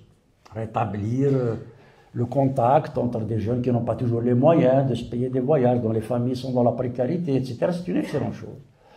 Sauf qu'en regardant de près, on s'est rendu compte que ces 29 associations étaient toutes des associations religieuses, listées et proposées par la mosquée de Paris. Que fait l'ambassade? Je n'ai pas trouvé, je peux me tromper, j'ai essayé de me renseigner, je n'ai pas trouvé une seule association de jeunes, et il y en a, qui collectent des dons pour envoyer des médicaments, des vêtements, des jouets aux enfants. Il y en a même une qui a envoyé plus de 7000 livres au café littéraire qui existe en Kabylie. Bon, je sais pas, vous ne savez pas ce que c'est, mais les comités de village organisent ce qu'ils appellent des cafés littéraires, ils invitent des auteurs pour pouvoir s'exprimer. C'est excellent, hein, j'en ai animé quelques-uns, c'est absolument fondamental. Sauf que, là ça va donner raison à notre ami qui me proposait de faire une replongée dans mon village, sauf que le pouvoir vient de les interdire, ces cafés littéraires. Vous voyez, le danger sur la nation algérienne, c'est les cafés littéraires. Donc la jeunesse dans la diaspora doit continuer à se mobiliser. Je le dis avec beaucoup de peine. J'aurais bien voulu que les institutions de mon pays, qu'elles soient diplomatiques, qu'elles soient sécuritaires, qu'elles soient politiques, qu'elles soient économiques, qu'elles soient judiciaires, soient dédiées à l'émancipation de la collectivité nationale. Ce n'est pas le cas. Je m'en réjouis pas, ce n'est pas le cas. Donc c'est à la jeunesse dans la diaspora d'essayer de faire ce qu'ont fait les jeunes de Solidarité démocratique pour sensibiliser, programmer des activités, signaler des abus, organiser des solidarités, en attendant que tout cela se transforme en dynamique qui donne de la visibilité aux figures de notre diaspora qui ont beaucoup de courage, qui ont beaucoup de talent, mais qui ne trouvent pas de lieu où on peut les voir pour dire les choses très clairement et très simplement, ce que font les islamistes, qui crient au scandale à chaque fois qu'un Algérien est agressé, souvent d'ailleurs pour de mauvaises raisons. C'est un musulman qui est agressé. Mais pourquoi veux-tu que ce soit un musulman? Peut-être il n'est même pas croyant. Pourquoi tu veux récupérer ce bonhomme-là? Eh bien nous on dit non, c'est un citoyen de notre communauté qui est agressé. C'est tout. Ne me réduis pas à mon statut de musulman. Je crois ou je ne crois pas, de quoi je me mêle, c'est pas ton problème.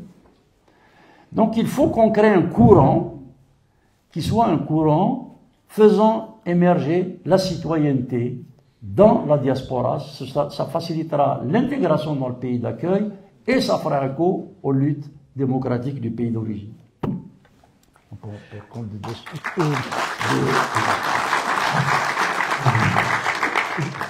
J'ai une question, si vous permettez. Oui. Souvent, on parle pour revenir de la mémoire entre l'Algérie et la France, d'écriture commune. Que pensez-vous de cela, de l'écriture commune de l'histoire? Que pensez-vous de cela? Surtout quand on sait qu'il y a eu des événements, par exemple, en 2021, le président de la République, Macron, avait d'ailleurs, de façon inhabituelle, été très critique contre le régime. Il avait dit à propos de l'écriture algérienne, côté algérien, de l'histoire, qu'elle a été totalement réécrite, entendu que ça ne correspond pas à la réalité des faits. Et plus tard, une année après, d'autres propos complètement contraires, où il parle d'apaisement mémoriel, etc. Donc, que pensez-vous de cette question? Il y a deux questions dans votre intervention. La première, c'est est-ce que la position de Macron est cohérente sur la question algérienne? Oui. La deuxième, que peut-on penser de cette histoire d'écriture commune, de mémoire commune? Voilà. Je vais commencer par la deuxième. La deuxième question consiste simplement à dire que on ne peut pas avoir une mémoire commune. J'ai entendu la proposition, je ne remets pas en cause le fait que l'idée ait été émise, mais franchement, je n'ai pas compris ce que ça veut dire entre Algériens avoir une mémoire commune. On s'est fait la guerre quand même. Et quelle guerre! Moi qui ai vécu la guerre en Kabylie, j'ai vu l'opération Jumelle, je ne peux pas avoir le même vécu, le même ressenti que le jeune de l'arrière-péninsule ou de l'Ardèche. Ça n'a pas de sens. On ne peut pas avoir le même vécu. L'Allemand et le Français n'ont pas le même ressenti de la Deuxième Guerre mondiale. Ils ne la vivent pas, ils ne la restituent pas de la même manière. Et c'est très normal tout cela. C'est logique. Ça ne veut pas dire qu'en exposant chacun la manière dont il a ressenti, vécu, compris ces événements, interdit de construire des solidarités, voire même un destin commun. C'est même le préalable. Si on ne trichons pas sur la mémoire, que l'on peut esquisser des perspectives de solidarité. C'est parce que la France et l'Allemagne n'ont pas triché sur leur passé respectif, qui sont aujourd'hui les deux pays, comment on dit, couple moteur de l'Europe, quoi, je veux dire. Ça n'est au contraire. Donc ces émois compassionnels, un peu tiers-mondistes, on s'embrasse sur la bouche, et puis on va faire des concessions aux indigènes, c'est pas grave, ils ont raison, puisqu'ils ont envie d'entendre quelque chose, on va leur dire ce qu'ils ont envie d'entendre, et puis on va passer outre, ça ne mène nulle part. L'Algérie a une histoire, a un ressenti, a un vécu d'une situation conflictuelle difficile qu'elle a opposée à la France. Il faut en parler. Il faut en parler. Et la France, de son côté, doit apprendre à regarder cette séquence avec un maximum de lucidité. Elle n'a pas toujours fait. C'est en 1999 qu'une loi a été votée pour parler de guerre d'Algérie. Jusqu'en 1999, on parlait des événements d'Algérie. Un conflit qui a duré 7 ans et demi, qui a mobilisé 2 millions de conscrits qui a fait 400 000 victimes parmi les indigènes, alors le coup des 1,5 millions de martyrs, passez-moi l'expression, c'est une fumisterie de Bembella, entre nous. Voilà, il a balancé 160. Vous voyez le jeune, où est-ce qu'il était là? De dire des contre-vérités, ça finit par devenir des éléments fondateurs d'une nation. Moi, j'ai discuté avec des démographes, ça n'a pas de sens de dire qu'il y a 1,5 million de martyrs. Je vais encore m'accueillir quelques animosités, me faire quelques amitiés là-dessus. Il y avait 10 millions d'Algériens à l'époque. S'il y avait eu, d'après certains démographes, s'il y avait eu 1,5 million de jeunes qui étaient combattants, donc en âge de procréation, la courbe démographique se serait quasiment inversée. Ça n'a pas de sens. Mais en fait, je ferme la parenthèse là-dessus. Pour dire qu'il faut dire la vérité. Donc il ne s'agit pas d'écrire une mémoire commune. Il s'agit que les historiens s'échangent des documents, parlent de manière apaisée de tout. Des harkis, des pieds noirs, des abus, des disparitions, des actes de bravoure de la LN, mais aussi des faces sombres de la LN. Mais si on ne fait pas ça, les premiers perdants, c'est nous. Est-ce que vous savez qu'à ce jour, il n'existe pas un document officiel de l'Algérie indépendante qui parle de l'assassinat d'Aban al-Badr? Un drame national. L'acte originel de la dérive algérienne, il est parti de là-bas. En août 57 au Caire, sur suggestion de Nasser. Enfin, ça c'est un autre problème. Il n'y a pas un papier officiel aujourd'hui sur la séquestration pendant 20 ans des ossements des colonels Amir Cheikh Ouest. Alors qu'on sait que c'est une décision donnée par Boumediene lui-même, qui a été un sacrilège qui a été commis après l'indépendance. C'est pas en pleine guerre. Donc si on continue à tricher avec ces choses-là, d'abord entre Algériens, et puis entre Algériens et Français, ça ne va pas nous mener bien loin. Je ne crois pas à l'idée d'écrire une mémoire commune. Ça ne nous empêche pas d'entendre la douleur de chacun, y compris celle des pieds noirs. Ça ne nous empêche pas de parler très sereinement de la question des harkis. Une fois que tout cela sera traité de manière adulte, responsable, sereine, apaisée, aussi exhaustive que possible, on peut envisager la façon dont on peut concevoir les relations algéro-françaises. Mais si on fait ça, l'Algérien d'aujourd'hui, c'est plus le colonisé. Et ça n'intéresse pas les dirigeants. Parce que le colonisé, il a droit à tous les égards. Il a droit à toutes les erreurs. Il a droit à tous les pardons. Il a droit à toutes les réparations. Moi, je ne suis pas un colonisé. Mes parents ont été colonisés, mais je ne revendique pas le statut de colonisé. Je revendique le statut de citoyen dans mon pays. Pas besoin d'être colonisé pour me battre horizontalement, pied à pied avec la France. Il faut défendre les intérêts de mon pays. C'est pas parce que je suis colonisé que j'ai, au fils de colonisé que j'ai raison. Donc, il faut sortir de ce truc-là. Là, maintenant, sur la position d'Emmanuel Macron, j'ai pas d'explication. J'ai noté comme vous les postures de balancier qui passent d'un extrême à l'autre, entre dire que le régime algérien est un régime militaro-politique qui vit de la rente mémorielle, ce qui est d'ailleurs une vérité. Hein. Franchement, je n'ai pas compris pourquoi le pouvoir algérien a été choqué quand on lui a dit ça. C'est son identité. Voilà. Moi, si on me dit tu t'appelles Saïd Saadi, je ne vais pas être choqué, c'est mon identité. C'était un régime militaro-policier. C'est tout. Alors, je ne sais pas pourquoi est-ce qu'ils sont choqués. Ce qui aurait pu soulever un peu polémique, c'est quand il dit qu'il n'existait pas de nation algérienne avant 1830. Il n'y avait pas de nation au sens constitué, mais ça ne veut pas dire qu'il n'y a pas de conscience nationale. C'est un peu plus compliqué. Bon, bref. Mais pourquoi est-ce que quelques mois plus tard, il est passé à une espèce de relation amoureuse avec Alger? Je n'en sais rien. Je sais simplement qu'il n'obtiendra pas ce qu'il cherche et que les Algériens, enfin le pouvoir algérien, les Algériens veulent tourner la page, que le pouvoir algérien ne lâchera pas la querelle mémorielle tant qu'il ne sera pas un pouvoir légitime, représentatif, démocratique.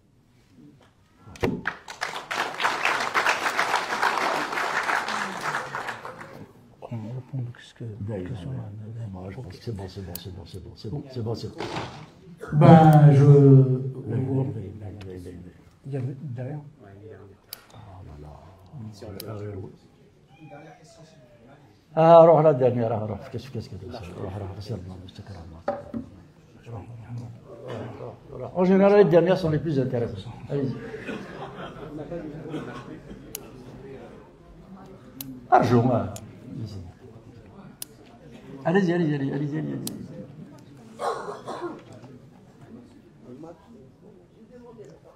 أرجو ما نور.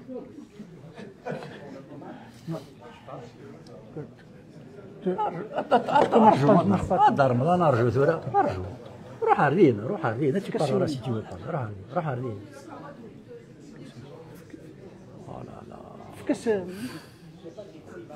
Ah, d'accord. Attends.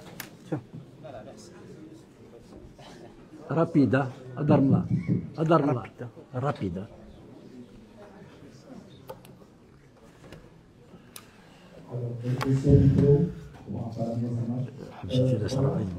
Témoignage très bref. Non, pas de témoignage.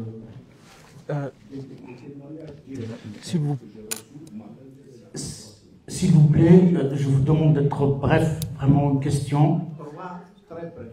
Très bref. Non, ترواجع tranquille. Aborder la question de l'identité nationale et la question de Kabylie, Algérie, peut-être ça. Alors, les trois témoins, le premier, s'agissant de la communauté, c'est lui-même qui, parlant de son action dans les années 40, etc., où il a commencé. S'il vous plaît, parce qu'on a un impératif vis-à-vis de cette salle, je vous donne, s'il vous plaît, pas plus d'une minute là, mais vraiment.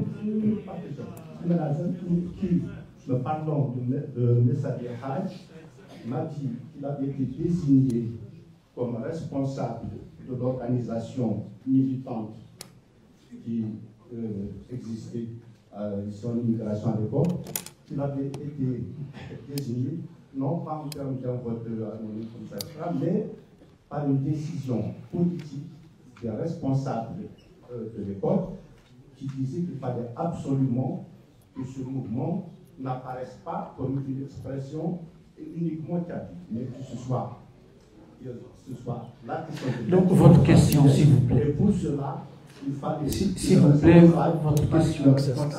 Ce soir, Messabi. Voilà comment Messabi aurait été désigné d'après Sylvanazem lui-même. Le deuxième, Non. Une question, la question, s'il vous plaît, parce qu'on est obligé de rendre dans la salle. Sur l'Algérie, ceux qui connaissent, qui s'intéressent à l'histoire algérienne, connaissent ces fautes d'appareil de son livre Algérie, un intellectuel français de la fin du 19e siècle. S'il vous plaît. Et parlons justement de cette question d'identité du peuple algérien, il a été mentionné pour ça encore, donc la colonisation. Et lorsque le Constantine a eu lieu en 1851, et l'on a été témoin, il était là. Ah, s'il vous plaît, je suis obligé de vous. On est pressé. L'intérieur des fortifications qui entouraient la ville, c'était Constantine, et à l'extérieur, c'était le pays Kabylie. باين صحيح برافو Non, témoignage. Non. Il y a une question. Je crois qu'il y a quelqu'un qui pose une question. Il y a une dernière question. Voilà. On va prendre deux questions de l'homme, c'est tout. Non, parce qu'il y a le monsieur là, il avait demandé.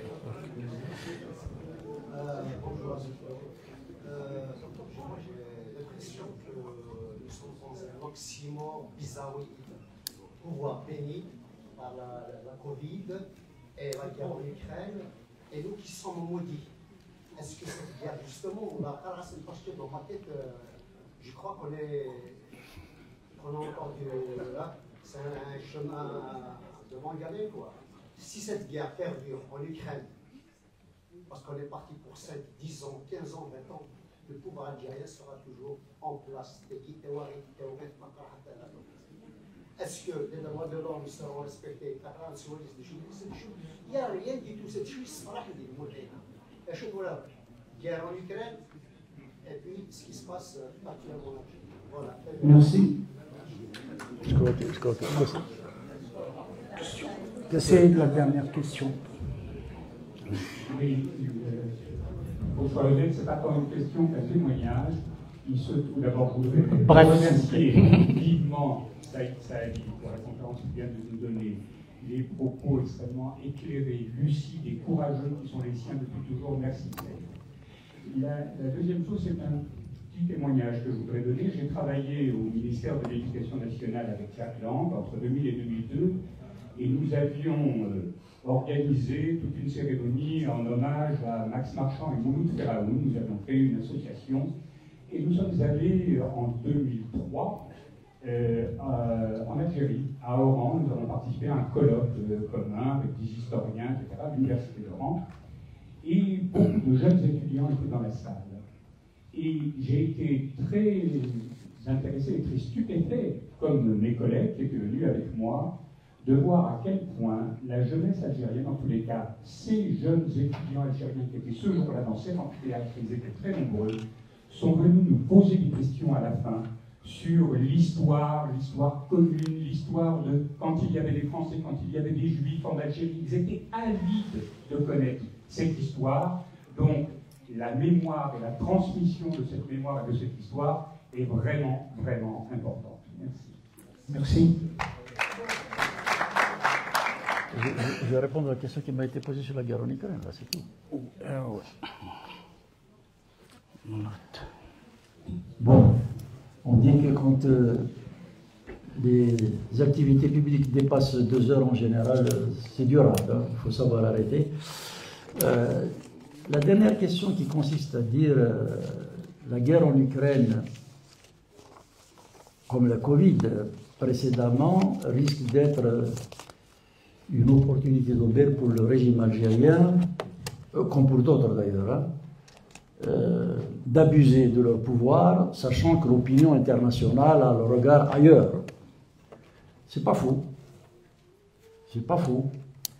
C'est une raison de plus pour essayer de construire des cadres, pas du tout des cadres partisans, mais des cadres dans lesquels la parole circule, la vérité circule. J'ai fini par apprendre un certain nombre de petites choses qui sont avérées des invariants dans la vie politique, et l'une d'elles, c'est celle-ci. L'abus d'autorité a peur de la lumière. Les régimes despotiques prospèrent lorsqu'ils peuvent imposer leur propagande, lorsqu'ils censurent leurs adversaires, ou bien, plus grave, lorsqu'ils réussissent à aliéner des élites pour en faire ce qu'on appelle des intellectuels organiques. Mais dès qu'il y a débat, la répression, l'étouffement est considérablement réduite. Elle n'est pas éliminée, elle est considérablement réduite. Donc, oui, la guerre en Ukraine va créer un brouillard dont vont abuser les pouvoirs despotiques, l'Algérie ou d'autres d'ailleurs. Mais si on réussit à dévoiler les actes, et si possible d'ailleurs les intentions, je les ai suffisamment fréquentés dans les genres, dans les salons de commissariat, dans les salles de torture, dans leurs salons eux-mêmes, pour savoir qu'ils ne sont pas très courageux, ces gens-là. Un homme politique sûr de lui n'a pas besoin d'abuser de son pouvoir. Celui qui abuse de son pouvoir, c'est toujours un homme faible. Et le pouvoir algérien actuellement est un pouvoir faible. C'est pour cela qu'il abuse. C'est pour ça qu'il y a 300 jeunes en prison. Et si la diaspora se mobilise, si des cadres d'échange, de discussion, de solidarité s'organisent, on peut considérablement limiter les exactions qui sont en train de se produire. La situation des droits de l'homme est absolument calamiteuse. Hein. La Ligue des droits de l'homme, qui m'a conduit à la Cour de sûreté de l'État, vient d'être dissoute. Au motif, je ne sais pas du tout ce qui s'y passe depuis maintenant plusieurs dizaines d'années, au motif qu'elle aurait reçu des subsides financiers de la part de la Fédération internationale des droits de l'homme. La belle affaire. Toutes les ligues du monde reçoivent des conseils, des assistances et des aides financières. Mieux, des associations officielles du pouvoir reçoivent des aides de l'Union européenne. Donc c'est pas ça l'argument. Et puis, ces assistances existent depuis 10, 15, 20, 30 ans. On s'en rappelle maintenant pour les faire condamner maintenant. Donc oui, la démocratie algérienne rentre dans un long tunnel. Le pays mérite mieux que ça. Ce sacrifice mérite mieux que ça. Mais c'est dans les moments de tempête qu'il faut essayer de garder un peu le cap, de regarder vers l'horizon. Et il y a toujours une lumière qui s'allume. Mais pour pouvoir l'apercevoir, il faut faire en sorte que le bateau, même s'ils sont seuls, ne coule pas. Et la diaspora est aujourd'hui l'équipage qui peut permettre au vaisseau Algérie de couler. Merci beaucoup. Je vous remercie. Merci beaucoup, docteur je vous remercie. Alors, il y a une vente dédicace à la salle d'Andra. Il y a également, vous pouvez vous rester envoyer des intérêts.